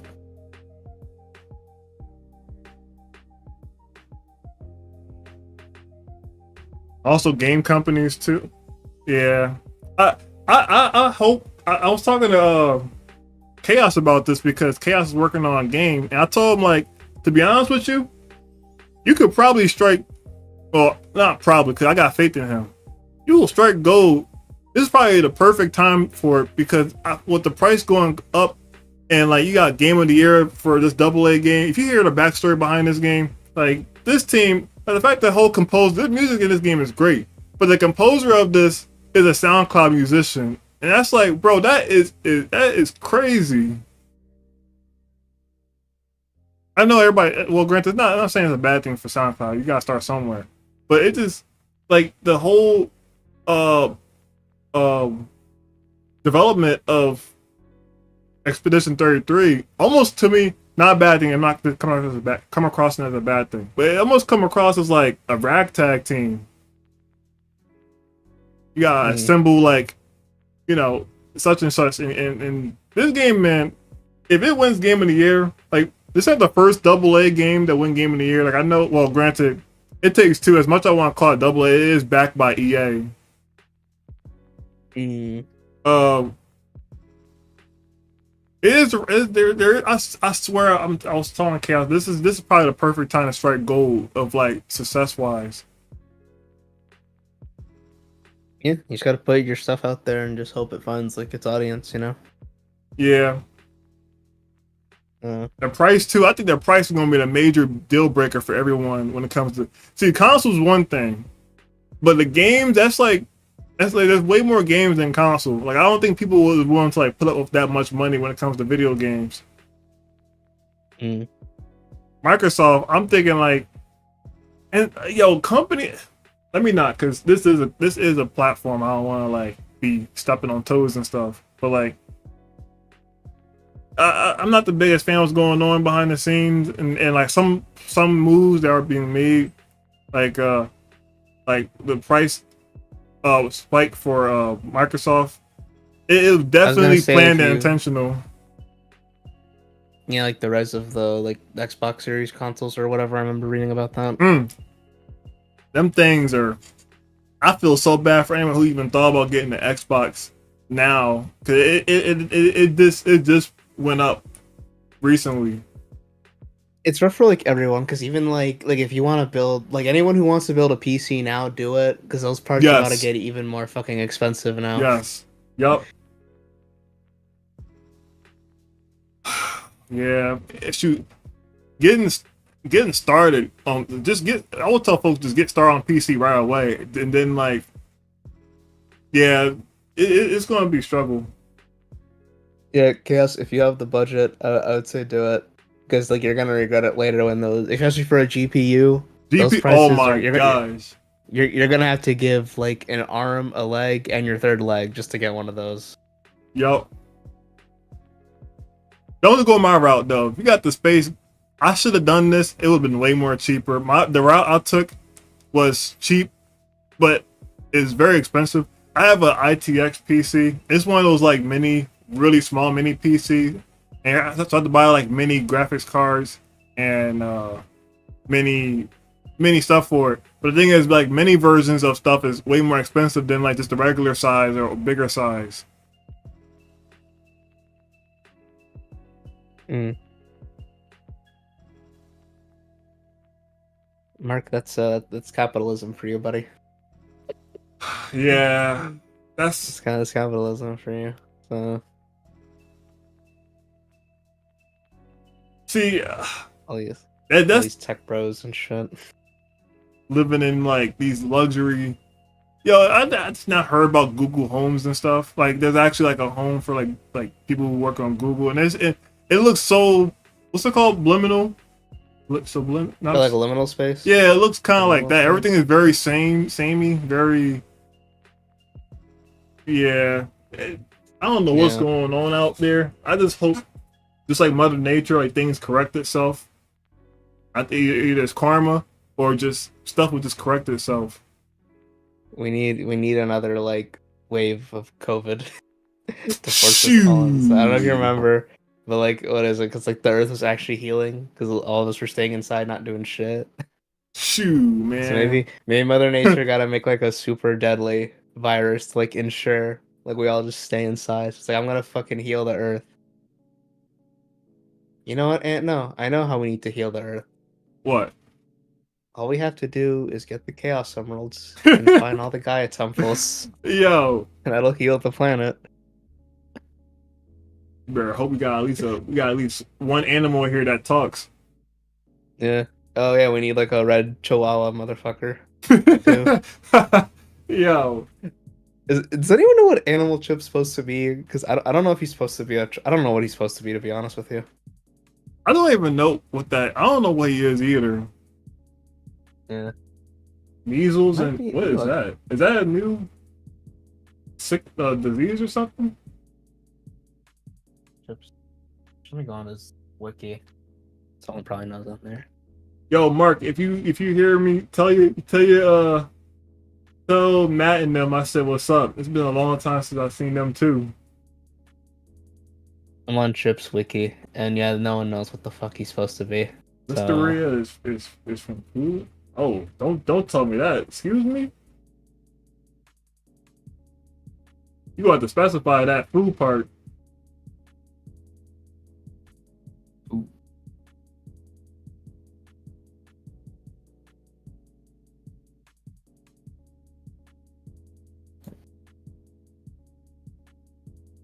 It's been seeing everyone. You talking about in the chat or just? Everyone is here. But that one again.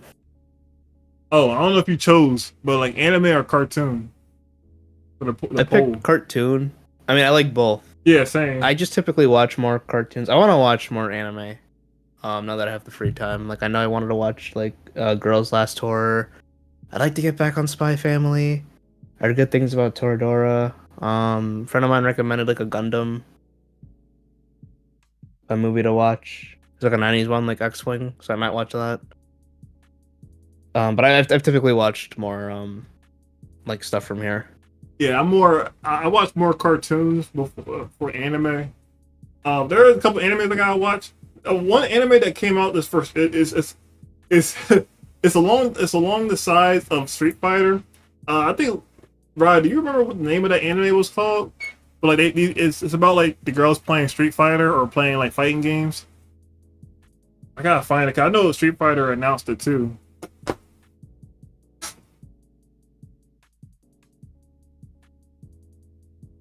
Hmm.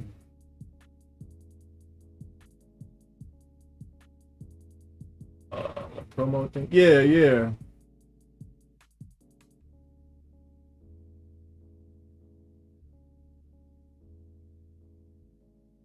What is that? Yeah, put the link in there. I gotta see that. Is that a movie or something?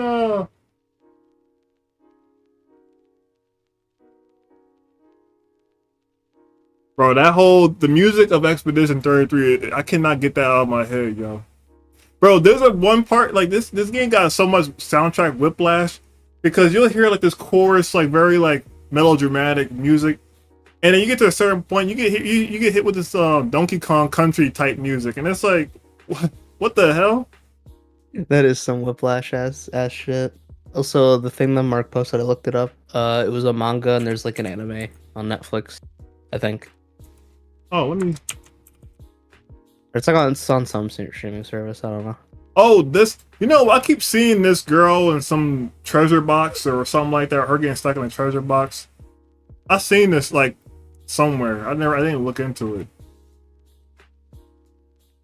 I don't think I've ever seen this character. I definitely seen this when I went to FYE. FYE.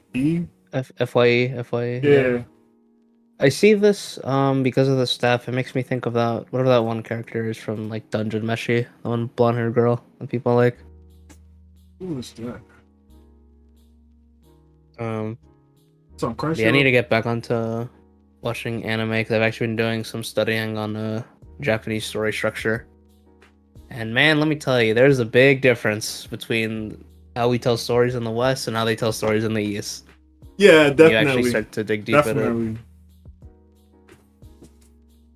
I've. Which Oh, what are you gonna say? I was gonna say personally, I kind of prefer Eastern stuff because their stuff is more character driven, which is what I usually like more. See, the thing is, you have to search for a good Western story. Now, I read more comics than I do of like mangas and animes, and like, but the thing is, I read specific comics.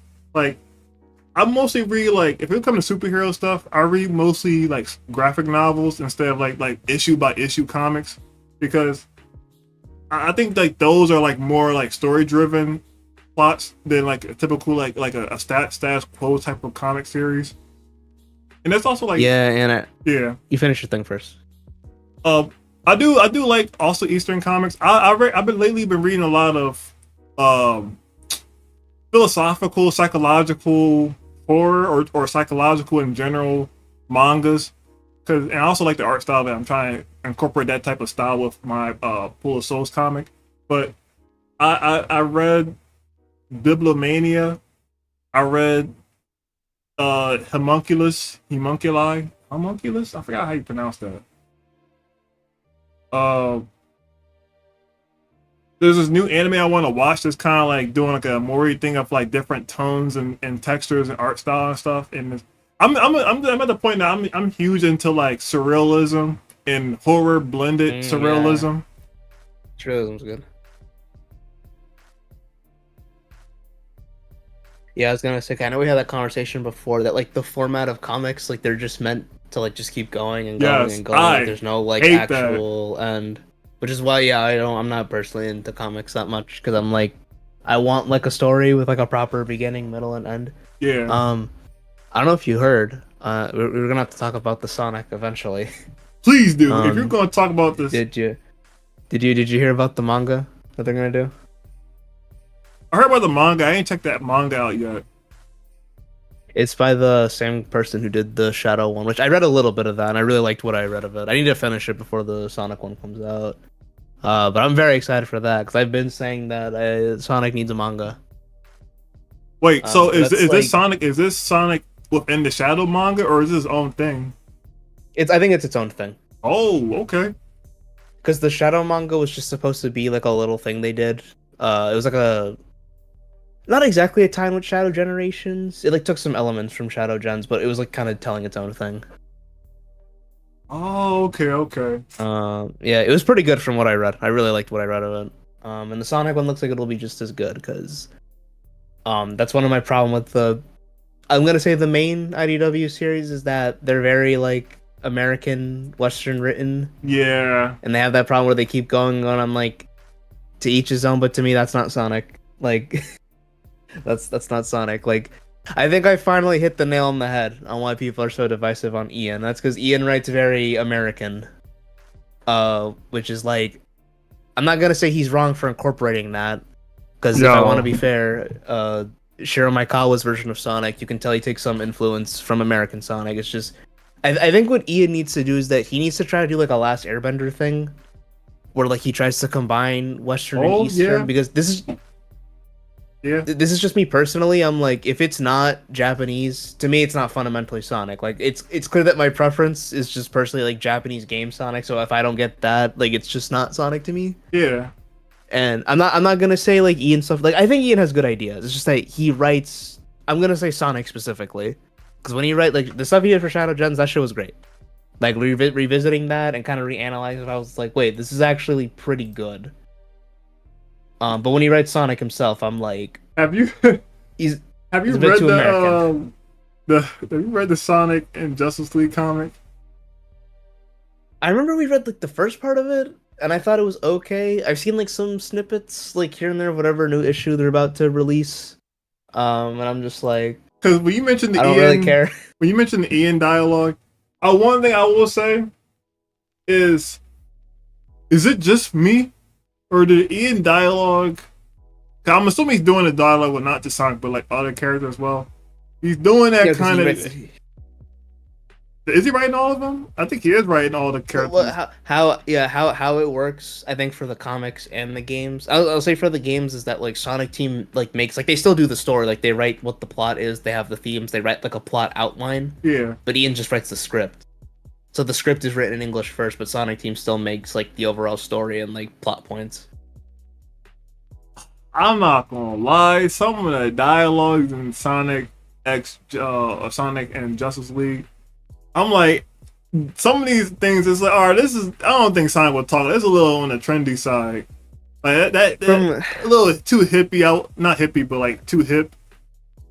I was gonna say one of my problems with Ian's version of Sonic is that he makes Sonic talk like a Marvel character, and I'm like, that's Like not Tom the Holland. character. Yeah, very MCU. Like Uh, the best example I can give is the thing in Frontiers where Tails is being like Jimmy Neutron. He's like, "Those were insane mutations for you, because I'm Jimmy Neutron." And Sonic's like, "Oh, those are words you just said right now." And I'm like, that's some like Marvel ass like dialogue. okay, now I know like I don't give too much flack about to Ian. I think he does what he does, but like there are moments where I'm like, oh, okay, I could definitely see where like Luna's coming from with him. Yeah, I'll just say this now. Ian's better than Pontaff. I'm just gonna say that now because Yeah. I've seen people who have said that they'd rather have Pontaff, and I'm like, you're crazy. Like, let's not go that far. Yeah, you people are being contrary at that point. Yeah. And I think Ian has really good ideas. I think he's a very good ideas guy. It's just like I feel like I obviously don't want to say he can't incorporate his own thing because like obviously like as a writer you're going to just incorporate some of the things you want into what you're writing. Yeah, So I think Ian needs to strike a good balance between like his Western stuff because like I know some people are gonna be like, oh well, he's like American, so how's he supposed to know this Japanese stuff? It's like if you're working on a Japanese series, I feel like you need to understand how Japanese like writing works. Like you can be from any part of the world and know how Eastern storytelling works. yeah, So it's like with Ian, I think he needs to do kind of like a Last Airbender. The Last Airbender combines like both like Western and Eastern storytelling. So if I had to give Ian some like feedback, because I'll say this, like the stuff he did for Shadow Gems was great. Like it was genuinely like really really good stuff in there. yeah. But with the rest of the cast, I would say yeah, you need to like, it's either that or they need to give Sonic Team maybe a little bit more control. I don't know, Yeah.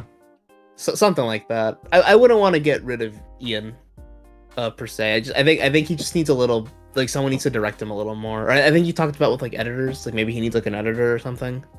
You trying, yeah, because you don't want, last thing you want is to pull a George Lucas situation Yeah. where he just did a whole prequel by himself with no editor, and then you can tell the writing is like dialogue is Yeah. Yeah.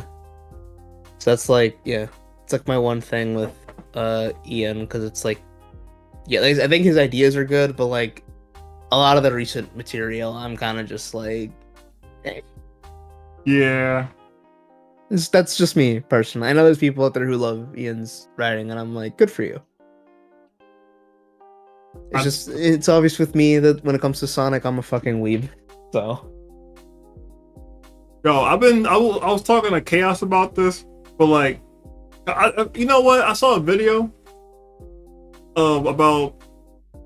I didn't realize, but we didn't really. Sonic didn't actually like really beat the end, and it makes me wonder like if they're gonna treat like, because they could have this such a situation. Now this is me just having ideas because you know Sonic fan. I just want the best of Sonic and think all these cool ideas. But I would love to see it next game where like because. My mind, I'm thinking like the end only show a fracture of his power, and then like now you gotta have like everybody like Sonic goes back home. He tells everybody, "Yo, bro, there's this crazy entity. He's gonna come back. I defeated it by myself, but it took like all of me to like beat it, and I think he's gonna come back again, and we all need to band together. Super Sonic, Super Silver, Super Shadow. Anybody else can go Super. Like we all need to all hands on deck when this dude comes back. It's on some like Avengers type time. I thought that was a cool thing, yo. I hope I would like for them to do something like that to make like the stakes higher in the next game if they're going to continue with the Frontier storyline. We'll see. Didn't they kill the end though? Like at the end, like didn't that whole fucking moon blow up? Oh wait, oh yeah, the moon did blow up. I thought like Yeah. oh wait, God, I saw somebody. Maybe I saw someone that was like they didn't really defeat the end actually. Maybe I'm wrong. I hope. I'd have to check because I don't remember shit from Tears' story to be. I hope honest with it's you. not the end. I hope it's not finished because I would like to see like a major threat come back and then it's like an all hands on deck type of storyline. I don't think we ever had like besides Sonic 06, we never had or in Sonic Heroes 2, we haven't had like a major like all hands on deck type of like storyline for like Sonic. The one that have everybody more involved in it. I mean, I'd say Last Horizon kind of was sort of trying to do that a little bit. Yeah. So, Oh, maybe I'm a sucker for We'll that. see. That's probably what it is. Ultimate Avatar's not like the end of the full form. Oh yeah, right. Because I guess the end is whatever you see it as. I guess first the audience, it's a purple moon. That's kind of funny the way when they described it as that. I'm like, man, I would have had so many cool design ideas of what the end would look like, not just a moon. I mean, to give Sonic Team some slack, it's very obvious they were rushed for time. So That is true. I can't fully blame them. If We'll it's see with next game. also I don't know. You go.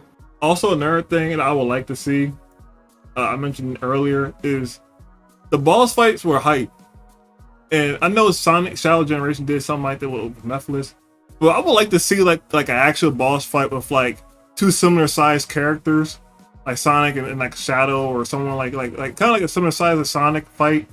And I was saying earlier, like if you play Dragon Ball Kakarot, like I would like them to go that route because they similar sized characters, they fight, but like it's still action packed, it's still like high octane, and you can still like have a like even with the same size character, you can still have like what's the word where if like when somebody's about to do an attack and it shows you where the attack is like highlighted in red where they're gonna attack at and stuff. Oh, telegraph. They telegraph it. They Dragon Ball Kakarot does a good job of doing telegraphing every attack and still making it look like an intense fight. I will. Yeah, because They can go that route. that's one of my problems with the Titans is like you're kind of just wailing on them because their hitbox is like so big that I feel like I'm not really being challenged. Yeah. So I would definitely like to see more besides things like that. Story wise, I'm kind of the opinion that's like I like the bigger Sonic stories, but I think one of my problems with like the 2000s era is that like every game was like that. Yeah. And I feel like it doesn't make it as impactful. So I feel like for Sonic, they need to do it like, you know, like most games are kind of like maybe like the classics or Heroes where we have like, or like Sonic Rush. I think Sonic Rush is a good example where it's like there's a nice little like character, like there's nice character stuff going on, but it's not like too much. And then Yeah. occasionally we can have like the big like anime stories because then it kind of like. Yeah. I don't know, because when you have like the anime ass like trigger ending like every game, it kind of like removes some of that substance a little bit. You know, yeah, you're right. You're Personally. right. So, we'll see. So yeah, I'd say more because I really like Sonic Rush's story. I think Sonic Rush is like probably one of the best Sonic stories, personally speaking. What about Rush 2? You think of that one? Rush Adventure. Yeah. Or yeah, Rush Adventure. I have to replay that because it's been so long, and when I played it, I did not have the patience to read. There's a lot of reading in that game. Yeah, but from what I saw, I really like what was going on. I know the writer for that game was very inspired by like pirate stories for that. which is fun. So I feel like I'll probably like Rush Adventure. I've heard a lot of good things about Rush Adventure Story. So I like how look forward to I that. like how complete package it felt for a DS game compared to like Rush the first one. Yeah, there's like a lot of stuff going on in there. Yeah, Yeah, maybe I'll play that. It's either that or Sonic Battle. I might replay. So, 'cause I should- just got like a Japanese translation like mod that I put on my 3DS. Like I had to patch the ROM to get a more accurate script for that. Which, because I remember Sonic Battle Story being really, really good. That's probably like I'd put that like on S tier. I should probably. I never beat. I played the game, but I don't think I played it casually. I don't think I like progressed in the story that much in that game. I will say the story mode is very repetitive. Like it is very because okay, what happens is do you remember like the gray like emerald robots, like the fire robots, the ones that Yeah. Eggman makes? It's like you'll fight them and they have like 5 lives and you have to fight like 3 of them. And then it's like, wait, no, like I'm about to like unleash my full power, and then they have 10 lives. Oh, And that's like one- every fucking thing. I don't like that. Yeah. So and if anything, like just watch the cutscenes because I like Sonic. Like if you were to ask me, like top tier Sonic stories, Black Knight, Secret Rings, Rush, Battle, and then that episode of Sonic X with Sonic and Helen are like the best ones. Oh, okay. Oh, I am gonna go back to play like some of the older games because you know what's crazy? I never beaten Sonic Heroes. I beaten like I think I got stuck on the chaotics and that's why I didn't beat the game. No, that's for those missions are kind of, yeah. Bro, I'm so shocked. I didn't know about that whole Sonic Heroes was developed by. Well, no, the whole last part of like the level designs like was all done by Izuka. Maizuka late at night, he's drinking a Monster Energy on his Windows XP computer, and I finished that game. Bless his soul for that, cause bro, that's crazy. And he was a director too. Yeah, and then it's crazy because then he directed Shadow and he wrote Shadow. He was the writer for Shadow like afterwards. So I'm like, I don't know, Bro, what you're built different. that dude was built different, yo. I know he Yeah, gets some he's- flack, but that dude was a legend in my eyes for pulling off. Nah, Yo, I think Azuka gets too much shit. Like, cause I feel like there's some stuff that's just like out of his control. That's not like Yeah. completely his fault. So I think it's just like Sonic fans. They don't know how like creative businesses like work, which is not shocking to me. But yeah. you can't blame everything on like one man. You know. That's why. Let me not get to that point. Let me not change that discussion. Mhm. I just noticed the parallels of what's going on now because of that mentality. Yeah. Also, yeah, Chaos Black Knight. I was rewatching some of the cutscenes, and I'm like, yeah, the story, like that game has so many good cutscenes. Like that is like that and that Sonic X episode like defines what I love about the character so much. So damn good. I should actually beat Black Knight as well. I don't think I've beaten that game either. Black Knight, I'd say just do it for the story. Like the game is alright, but the story is genuinely like I fucking love like the way they utilize Sonic's like the way that they just clash Sonic's like mentality with like the rigid structure of like knights and chivalry. It's like it's weird, but they make it work. Like Shiro Maikawa, he ended off with a bang on that game. That's probably like his best work, if you ask me. I think. Probably like up there with. Oh, go ahead. I was gonna say it's like up there with Sonic Adventure 2, but it's better than SA2 because like I like SA2, but there's a lot of storytelling problems. But Sonic and Black Knight doesn't have that for the most part. So Old cocky self, but mature. See, I gotta play. I played Black Knight. Oh, I didn't get a chance to finish that. Granted, around that point, I didn't. My parents got rid of the Wii too soon for me to finish it. yeah, just get like Dolphin. You can play with a controller and just do it that because like bro that. Oh my god, Black Knight stories like it is genuinely like all the like Sonic stories I mentioned that are in my top. Yeah, Those are like the Sonic stories that I'm like I can say I like and I don't have to put but and then list like a bunch of problems. Like I can just say they're good. Yeah. So I think Sonic Adventure 1 or 2 games where you have to be there and play them, you were gonna think it was the best one. For real. I remember Sonic Adventure. I remember I think I was like, how old was I when I played 1 and 2? I think I had to been like, it would have to been like 2002, 1 that I played 1 and then 2.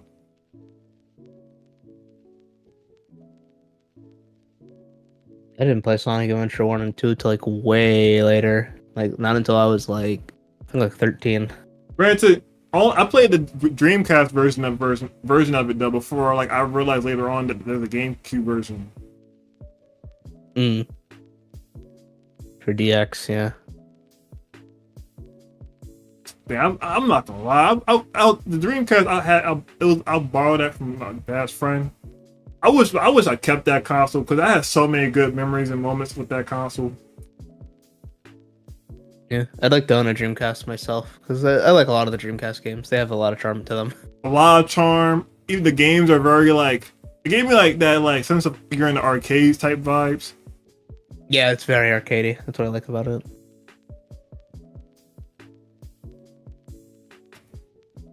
Also, yeah, KSC did a comment on your thing. Yeah, SA1 and 2. I still like them, but I wouldn't say I love them. They have problems. This is what I'll say if we're talking about which one is better. Sonic Adventure has the better gameplay, but SA2 by far has the better story. Like, no fucking doubt. If you just the storytelling is much. I mean, the storytelling still has problems in Sonic Adventure 2, but it is much better than Sonic Adventure 1, which sucks because like Sonic Adventure 1 has some good stuff in there, but like I mean, those cutscenes just kind of suck if you ask me. Like if I'm going back to Sonic Adventure story, I think I'll just watch the Sonic X adaptation.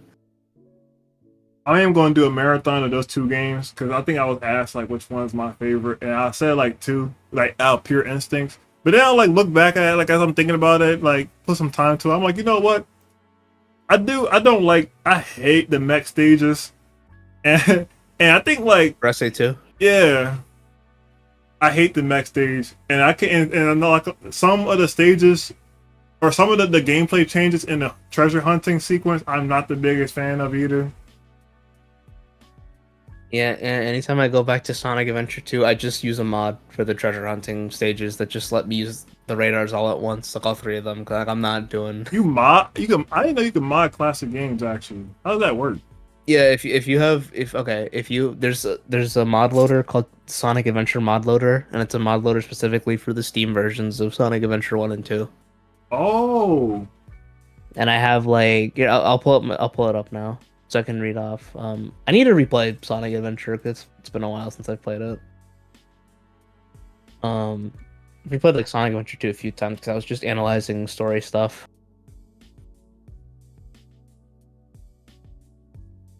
Yeah, let me open it up. Yeah, it's called like Better Radar. Oh wait, do I have an update? Oh my god, I have an update. Yeah, Better Radar. I used the Dreamcast character models. There's a cutscene revamp that just makes the cutscenes look a lot better. You know, I'm a Sonic weeb, so I do have a Japanese translation mod that lets me see the translated dialogue. Some error fixes, some control fixes. If you have SA2 on Steam, right? yo, let me check. Wait, what's the? Because if you do, I wouldn't mind like just giving you the links to some of these mods you can just put in. I would definitely recommend the render fix, control stick fix, if you want better radar. Oh yeah, and then volume control. Then everything else is like just whatever you want to put in personally. Oh, and put the light speed dash on the Y button so you don't accidentally bounce bracelet. Oh, okay. Yeah. Everything else though is like just aesthetic or just personal stuff. Mark, you will let me borrow your dream, bro? That would be. You know what? That would be like a nostalgia trip if you let me borrow that. Yo, these guys, I love these guys, but these guys, man, like when I went over to these guys' crib, I didn't know how much of a gamer they are. They got a bunch of old console collection, man. I used to love going over there playing their or the Wii U with them and the PS. I think that was the first time playing Persona 4 when I went to their crib. Mm. Oh damn, on the like a PS2 version, damn. Yeah, they had the PS2 version of that. I think it was playing like a bunch of other Wii U games on around that time. I'm not listening. Yeah, I know it's been a long time since I've been hung out with you guys, but those memories are still there.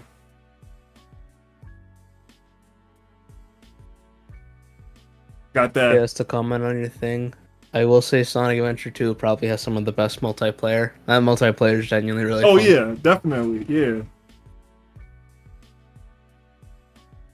Yo, is it this is off topic, but like my PC acting weird. A lot of my stuff I got logged out. A lot of my like maybe I got hacked or something, but a lot of my sites got logged out, and for some reason I got logged out of Steam.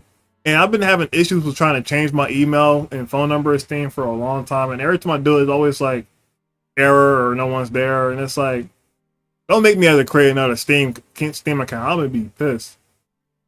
Yeah, you might have to get that checked out, but that sounds like hacking to me. How the do I?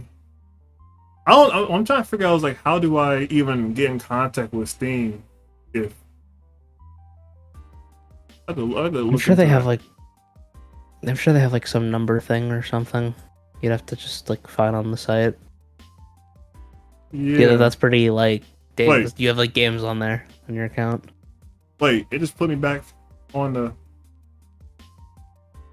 What the heck is going on? And there, I still do have my Steam thing. I've still got to figure out that whole account thing. But yeah, I still have a Sonic Adventure 1 and 2 on here. Yeah, so I would say also for Sonic Adventure 1, use PKR's mod loader because they fixed like a bunch, like they fixed the lighting. You can actually play it in widescreen. You either have the option to either play like the Dreamcast models or use like the DX model. Oh, and shit, and it looks pretty good. Yeah, if you ever do like a Sonic Adventure thing, I'll send you a list of mods that are like I highly recommend you use, and then anything else, I'm like, it's whatever you personally prefer. Oh, okay. Oh wait, Steam. You're right. Steam did get hacked. I forgot. Are you able to log into your Steam? Yeah, they got hacked recently, and like the people's passwords got taken. They was told to like ask folks to like check your account.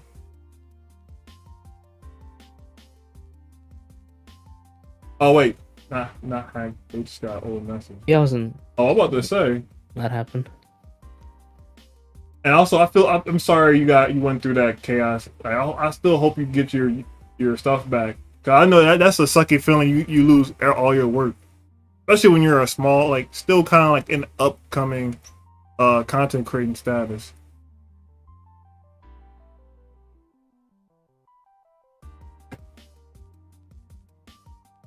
Yeah.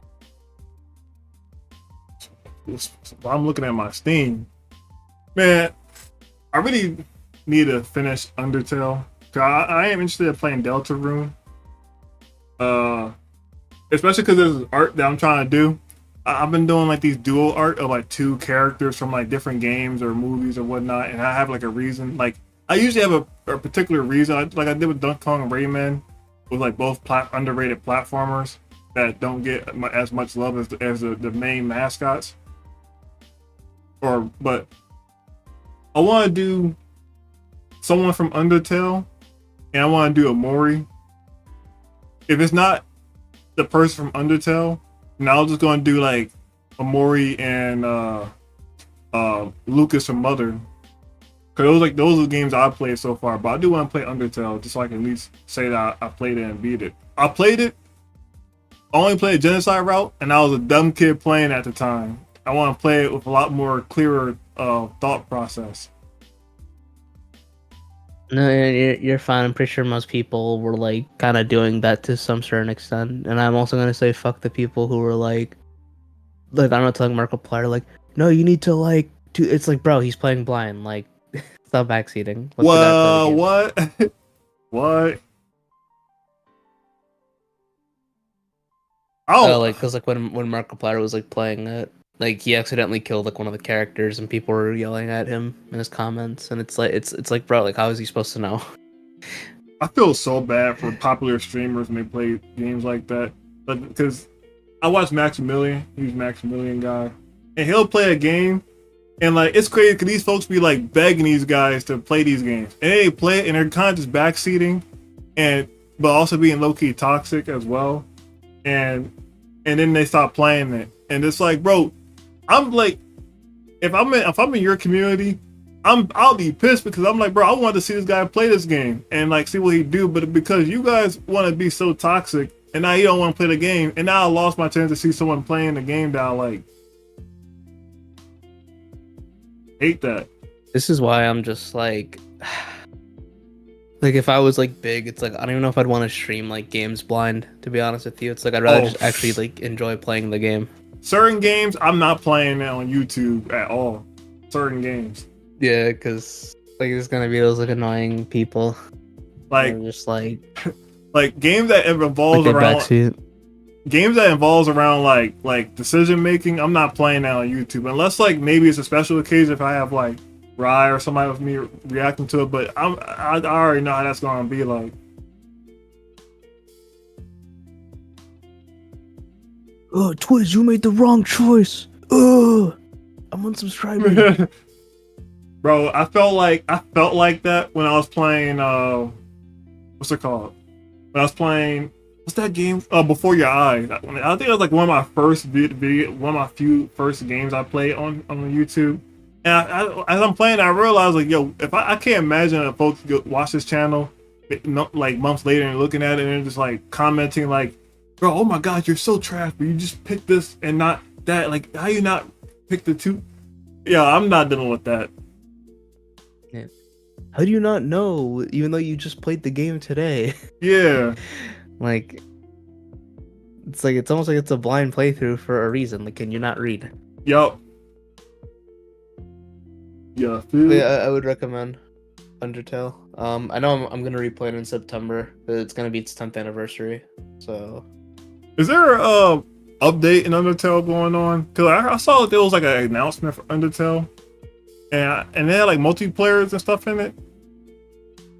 I didn't hear about that. I'm gonna have to look that up. I know Undertale got like some enhancements, like when it came out on Switch in like 2018 or something. Like they got like an extra boss.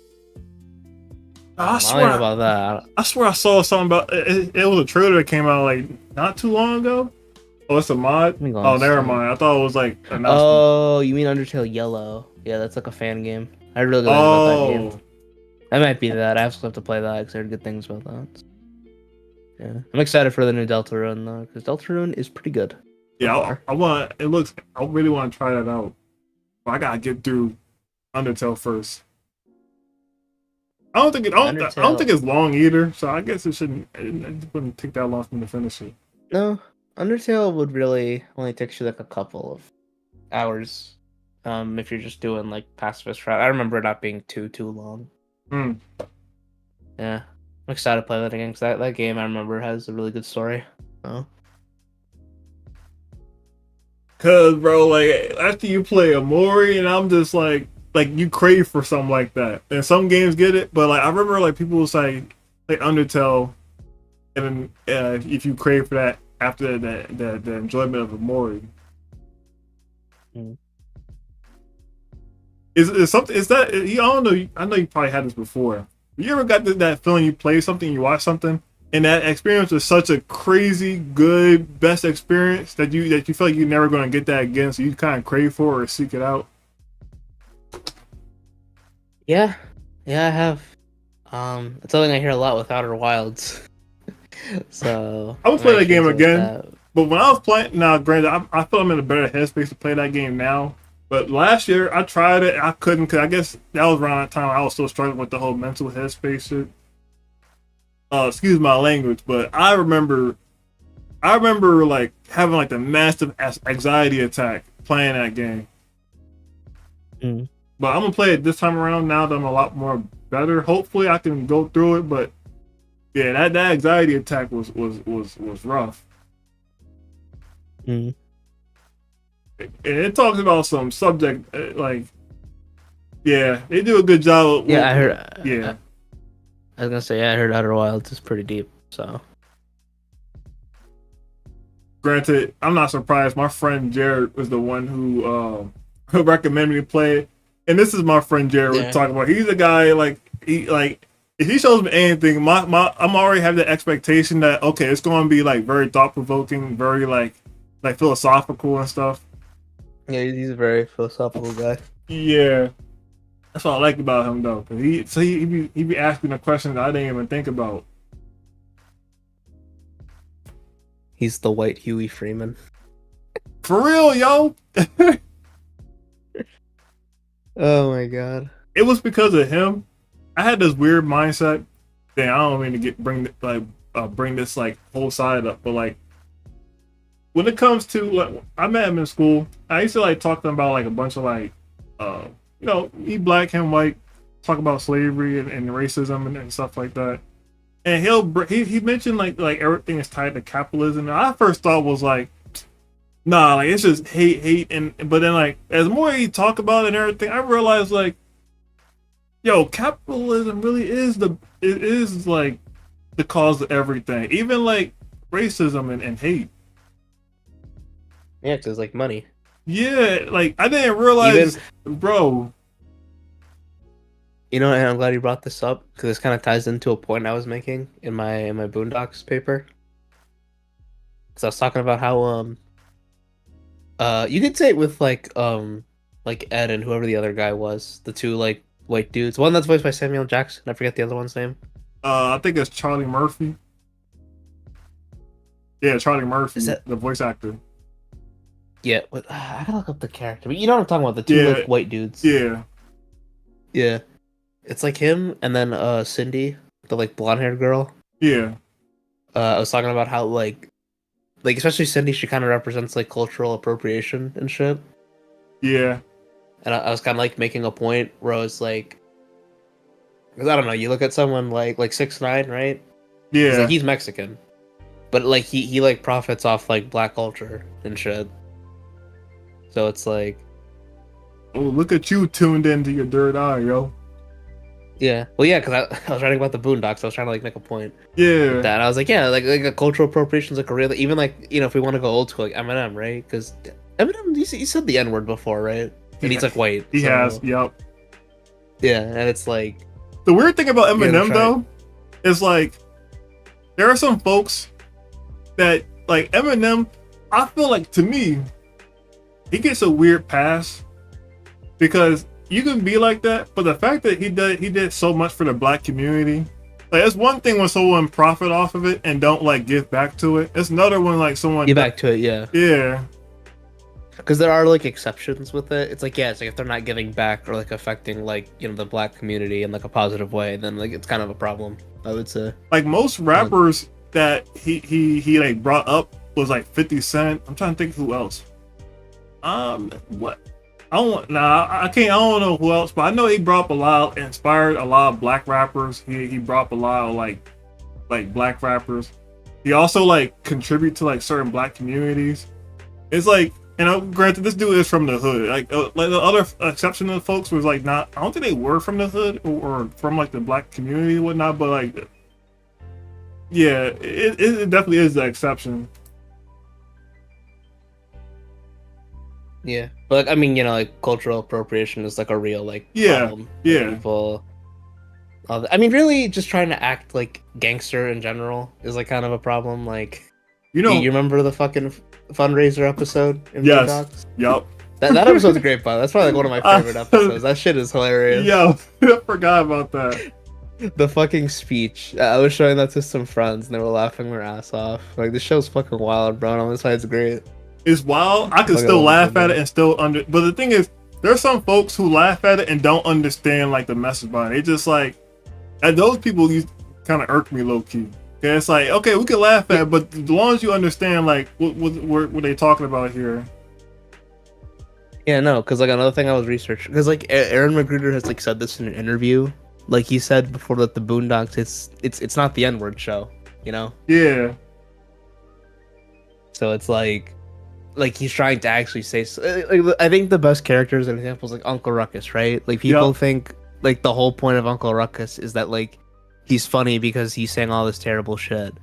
But like the point of his characters, like I forget what the term is called for it, but you know, there's like black men out there who hate themselves like because they're black. Like I forget what the name is for that, but that's literally what like Uncle Ruckus represents. Like that's the whole point of his character. I'm gonna look it up because it's gonna eat me alive until I figure out the name of that term. Yeah, I know it's like a real thing. Like I remember I was like researching it. Oh no, just forgot I've what met it was, but- plenty of them. Yeah. And it's like, you know, it kind of makes Uncle Ruckus like a bit. If you watch like, you know, his episode with his origin story, he's kind of like a tragic character because he just grew up in like such a fucked up family. The one I remember, this one kid. Well, I ain't trying to throw any people under the bus or anything. If the person knows, they know. But I remember he was there in the class. Well, with me and I'm not gonna say her name, but I forget what her display name is. But you probably know what I'm talking about. We talking about Boondocks in class, and I think I made like an Uncle Ruckus joke, and then he's like, "Is that Uncle Ruckus?" And then keep on, this is a white dude, by the way, saying this. He's like, "Is that Uncle I Ruckus?" think I know who you're talking about. Yes, you know Yeah, I exactly know what I'm who you're talking about. And he's like, "This is I his think I know favorite who you're talking character," and he's like, "Oh yeah, bro, I know every single singing in it." I'm like, that's something you don't want to say around me. I don't know that you know that American Dad meme when he's looking at the meter. That's the vibe I was giving off when he said that. Yeah, Uncle Ruckus, he's like a double-edged sword. Yeah. Because yeah, like I would say I like him because I get the point and it is funny. Yeah. But there are those people who are like, they only hear like the racist, terrible shit, and they're like that, like they don't understand like the nuance behind like his character. Yeah, that's the like when it comes to humor, as long as you acknowledge behind like the meaning behind that humor, then I'm okay with any dark humor as long as you acknowledge like the ignorant or the fault or whatnot behind it, or the history behind it. But like, there's some folks that are like, I can't jive with people like this where like their whole personality is dark humor, but like dark humor and meme is your whole personality. I feel like you're losing the message behind like deeper than that, because some people just live and die by the meme and don't go any beyond that. Like, all right, whoa, this is gonna get to a touchy subject, but a specific person like did something, and a specific person is in jail, and I remember everybody was rooting for this person, memes and stuff like that, and then everything faded away, and then the memes became like, it's like, all right, there's a little too many memes for this person. I'm like, are we actually like picking up like the message behind what's going on? Or we're like aware of what's going on? Or we're just like just the meme and that's it? Because some people like to me, some people use meme as like a sense of dissociating from reality type of thing.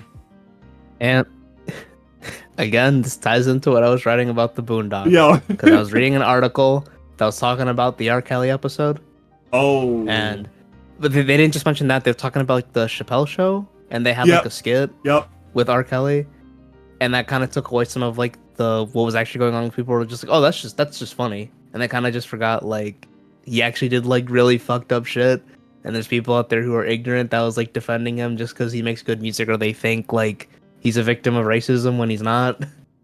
It's like what Huey says. Not every guy that gets in jail is Fuck. Hold up. I gotta look up the script now. Let me get my paper. It's been a long time I forgot what Huey said. Yeah, like I said, Boondocks is still great. If I had like a top 3 like show list, I think it'd be on that top 3. That show is still very, very good. I always wonder if they did any other animation besides that. I know after the Boondocks, Aaron wrote like he made Black Jesus. I never watched that. I know they didn't go as far as the Boondocks did. So, oh yeah, also yeah, Huey says that every famous N-word that gets arrested is not Nelson Mandela. So Yeah. Oh, yeah. Yeah. Yeah. I was just talking about But yeah, Nelson Mandela with Jared because listening to Kendrick's song Mortal Man, he mentions that he strives to be more like Mandela. Talk about the history behind that. mm,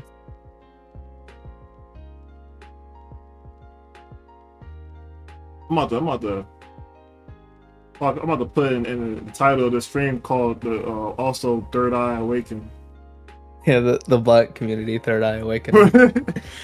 Talk about these subjects, yo. Yeah, well, yeah, because I've been watching so much Boondocks recently, and it's got me like thinking. Because yeah, I will say I was one of those people that wasn't like picking it up, but ever since I've been trying to find more nuance and like write, like for the sake of my own writing, like you're watching the Boondocks, and I'm like, yeah, it's actually like trying to say something, but they do it in a funny way, and it's great.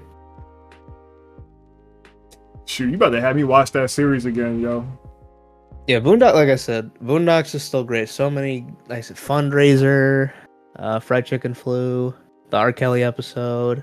Oh, I forgot about the fried chicken. Yo. That episode's so great. Oh, Yo. both Gangstalicious episodes. Those episodes are really fucking good. I really like those episodes. Which also adds to how relevant the Boondocks is, especially with more rappers coming out as gay, like Lil Nas X or Yeah. stuff like that. But yeah, Gangstalicious, that one's good. What else? Oh, Killer Kung Fu Wolf Bitch. This is another good one. Oh man, the Boondocks has so many good episodes. I have to watch that again. 'Cause, you know, I am going. I will if I do watch it again. I have to buy a DVD of it instead. That whole this. You have to what? I'm gonna find DVD of it of like all the episodes and stuff instead because I'm not really jiving with this whole subscription stuff. Actually, Ant, hold up. I'm gonna slide you something. Okay. I'm gonna slide you something in DMs. Hold up. What I'm gonna send you, this is missing like one episode, as far as I know. But the episode they're missing sucks ass anyways. It was the one where Granddad smokes weed, and that's really the whole episode. Oh, okay. I was not personally a fan of that. Yeah, go check our DMs. I sent you a little something. I appreciate the Christmas gift. You're welcome. That's what I used to rewatch it for my paper. So, Bro, you will dedicate with But I- the script essay not essay I appreciate the dedication of doing something like this. yeah, I know I do want to get the Boondocks complete series DVD though, just to have it because, yeah. Yo, I'm not gonna lie to you. I've been wanting to say this for a while. I don't know if I said it earlier, but your Discord profile pic, I love it. I love this character design, yo. Oh, it's Scarlet. Yeah, Scarlet. She's my baby. I love her. I'm very excited. I announced this at my senior show. Because I was presenting an animatic I did with her. Okay, I guess I'll talk about it a little bit. Okay. So for like fall semester, like semester 2024, Yeah. for one of visual storytelling, we had to do a group project thing. And my group and I, we just combined two ideas. One of my ideas was a witch band, and then another one of my ideas, Evan, shout out to him, he's awesome. Had something with like the wizard and the mafia, and we just combined two. So it's like I know I sent it in the other server, like the kind of small pitch book of it, but they're like it's like a Monster High like punk rock band kind of thing, Yeah. like some old wizard dude. And I had a lot of fun working on that project because yeah, I think Charlotte's character design is great. Shout out to my classmates because all of them like Crane, Mira, Zal, all their designs are fucking amazing. And I had a lot of story ideas for it, lots of story ideas. And I asked them like, hey, is it cool if I use them? And I'm gonna give you like credit and stuff. Yeah. Because I don't want to like steal people's like characters, but I'm like the characters are so good that I wanted to keep them alive in some way. And the animatic I showed for that class. I had a lot of people laughing, like in a good way. Like people generally liked my writing for it, which I was very glad to hear because I had a lot of fun working on it. But I'm going to be making little short comics of them. And if I ever got to make a series, I had a lot of story ideas. Like I'll share one of them here, I guess, with Scarlet, because with Scarlet, you know, she's like a witch and shit. I'd say specifically like because it's like a whole like punk rock band thing. Like she uses like music to cast spells, like she sings and shit. Yeah. One of my story ideas was that I wanted Scarlet to like time travel back to the time of like the Salem witch trials. And I want to get a witch hunter involved as the antagonist somewhere. That'd be one of the more like kind of epic stories for Guild issues, I would imagine. I say for the most part, like kind of imagine like Disney Channel kind of sitcom kind of vibe, but there'd be times where I'd want to maybe switch things up a bit. But that's like just some of the ideas I was having with that. And yeah, I'm gonna stop yapping because I don't want to take over your stream. But also, I don't want nobody taking your ideas and stuff either. Yeah. But thank you. Yeah, I love Scarlet's probably my favorite character design I've done. I don't know, for the senior show, the picture I have, I was giving out stickers for that event. You got stickers? Dang, yo. Yeah. Yo, listen. Chaos is doing his thing, trying to like start something. You trying to start something. All this is a sense of inspiration to me. I'm also trying to finish up this darn comic for Code Red and stuff. Yeah, finish your comic, man. I gave like a little speech in my senior show, but I'm like, yeah, like the world needs our art and our stories. Yeah. So I would definitely say, I mean, like, if I'm gonna be like real for a second, it's like, look, man, one day we're all gonna fucking die, so you just gotta do what you want to do. Yo. So like do what you want to do, bro, because you don't want to be like however you're gonna die. You should try not to have regrets of like being like, oh, I should have done this, you know. So even if it fails, you gotta just fuck it and just do it, you know. That's a strong mentality. Also, Mark, you a funny guy for that. Yo, Mark, I'm gonna kick your ass. I'm gonna kick your ass, bro. Nah, they genuine folks. They help me out a lot. They're not gonna do any of that stuff.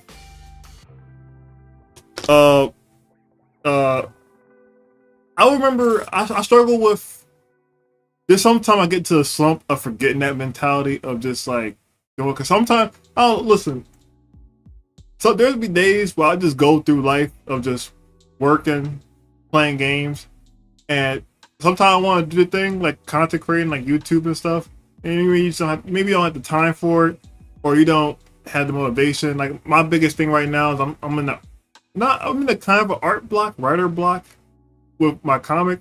See, my biggest thing with my comic is that I have the ideas, I can draw, I can map things out. My biggest kryptonite is I am horrible at writing. I'm horrible at writing. I can write bulletin points of the idea, the scenes, what happens. I don't know how to write dialogue. That's my biggest thing I'm stuck at. And because of that, sometimes I like get into some of like, I'll work on it, but in dialogue and I start to like freeze up. I get kind of triggered of myself that like I can't figure things out. And then I push it in the back burner and I just like go about my day and life and then like just waste life away and try to build myself back up to like get back to writing.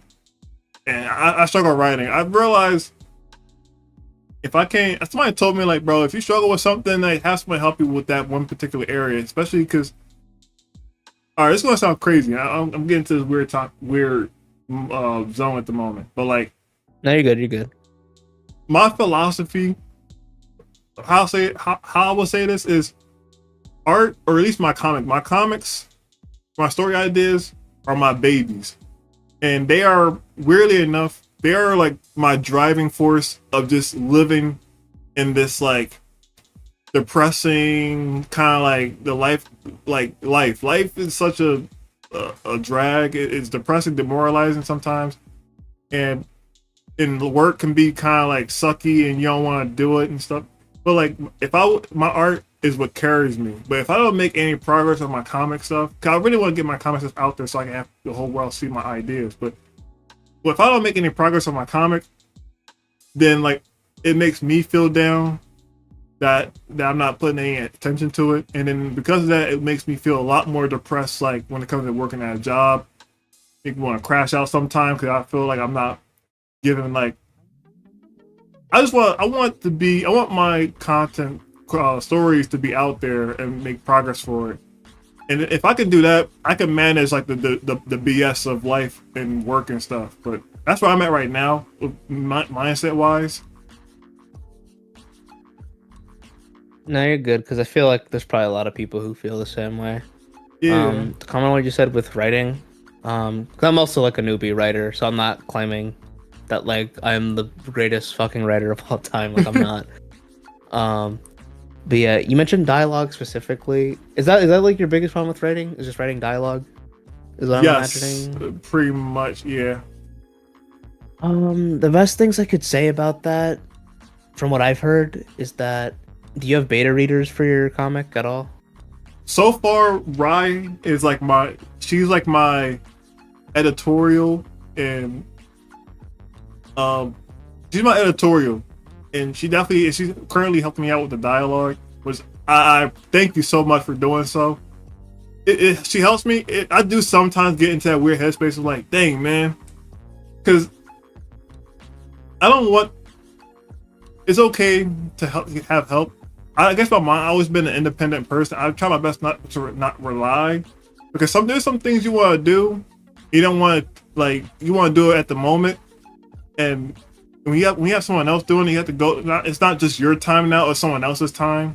But it's like your project and your passion. Like you want to do it at the moment, but for me, I struggle with some areas that it's kind of hard for me to do it. Cause if I even touch my computer that does a dialogue, I will like shut down instantly, and then I will like go back to playing a game or doing something else, and then just dissociate wherever writing. I'll dissociate any of that stuff. That's why I really like doing visual storytelling and storyboarding, because I like conveying. It'd be so much easier doing comics without writing or without the dialogue, like how Dark Souls was, like how like he said like he wasn't the best at writing, so he just made a game. And like the story is very loose.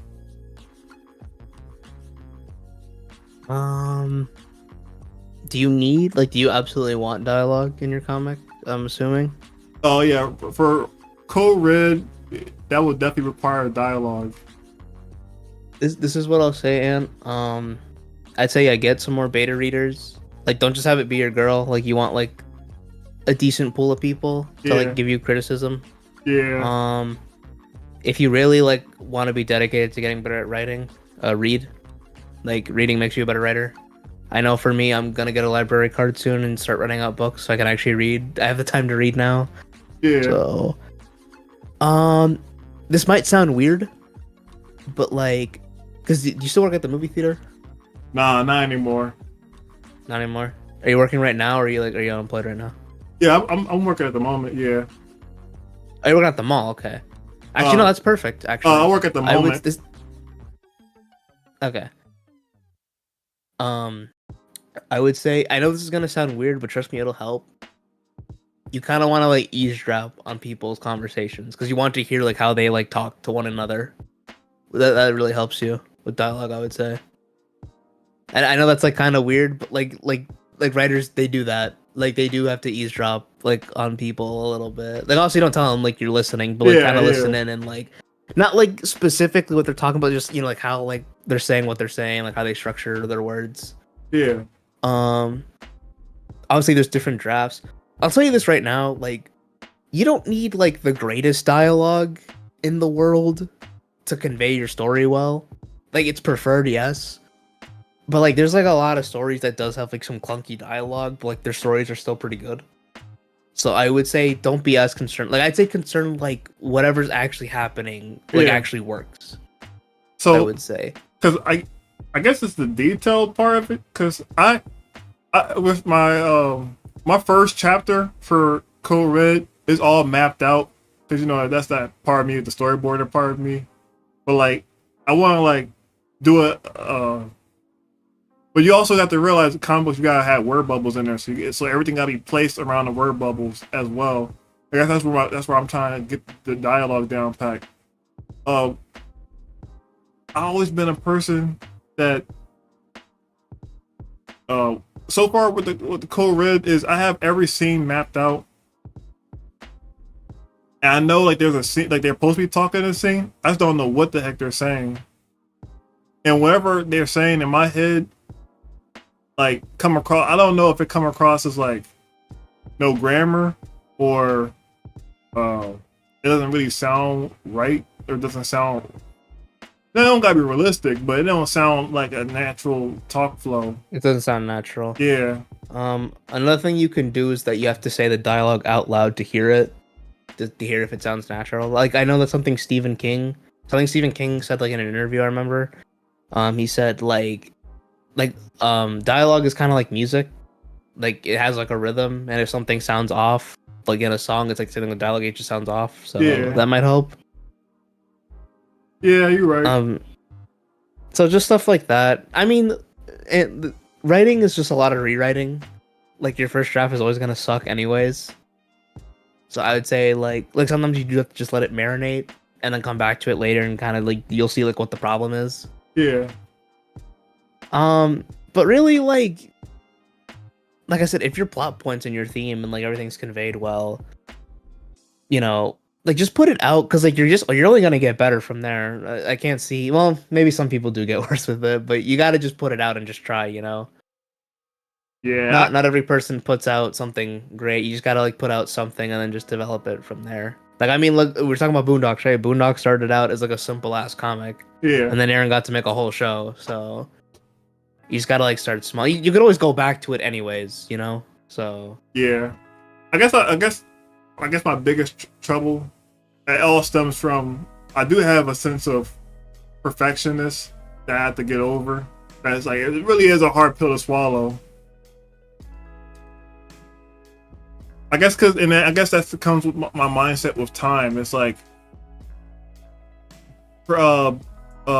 practicing something requires time, and I guess I have this weird philosophy that something bad is going to happen soon, so I'm trying to do everything before this imaginary doom happens. And I guess I had this mindset for a long time, so I guess that's the part that I struggle with trying to like that hard pill to swallow to get rid of. I mean, even with that, and I mean, like, there's like great stories out there that still have like problems, and they're Yeah. still great. So I would say like just make something that's like good. Like, don't focus. Like, yes, preferably you want like everything to work, but like I'm trying to think of a movie that has like problems, but it's like still pretty good. This isn't really a problem, but I guess like Toy Story, right? Like everyone points out in Toy Story, like why does Buzz like freeze, and they never give an explanation for that when he doesn't think he's a toy. But the movie's still great, right? Yeah. Like that is like kind of a problem, but it's like it doesn't ruin the film. It's just like a weird little thing, but that's fine because I mean the whole appeal of art is that it's like, you know, it reflects us, it reflects yourself. You're not perfect. That's why AI is shit, because it just like it has that perfect look, and it like no one creates stuff like that. No one does shit like that. So Yeah. I mean, hell, like we like Sonic stories, and they're not fucking perfect, but we still like them. Like they have problems, but we still like them, right? They still have a lot of genuinely good things in them. Yeah. So you just need like something good, I would say. And even then, it's like you'll find your audience, because either way, there's gonna be people who think your shit is trash anyways. So you just also need to focus on the people who actually like your stuff, Yeah. but still giving you like that feedback. So You're right. yeah, but no, I get it, because I feel that perfectionism too sometimes. But like, so you gotta It's a let it be weakness. shitty first, yeah, and then like you refine it. Like it's like put it on the page, and then Yeah. later you make it good. This is like basically what I'm trying to say. Well, now we're talking about it. I think I'm gonna actually work on it tomorrow. I work tomorrow, but I'm gonna actually give that a shot. Just put stuff down. Yeah, Like anything, it yeah. doesn't have to be much. Like make sure you also pace yourself properly. Don't like force yourself.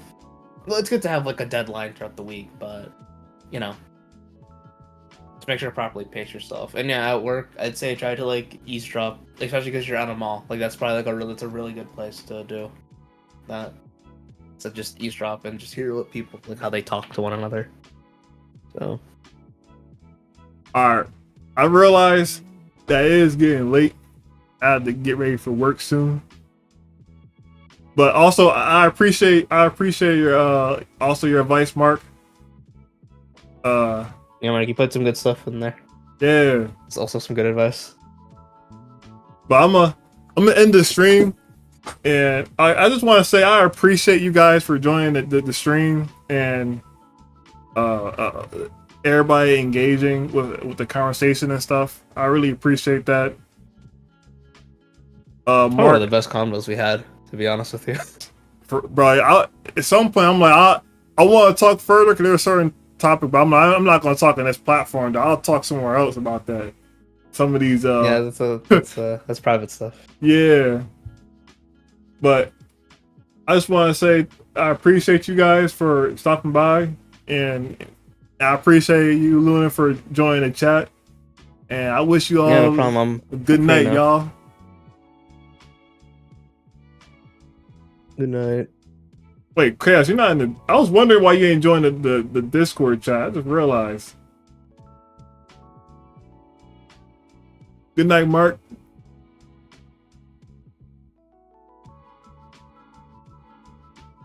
Did you guys get like a new Discord or something? Uh,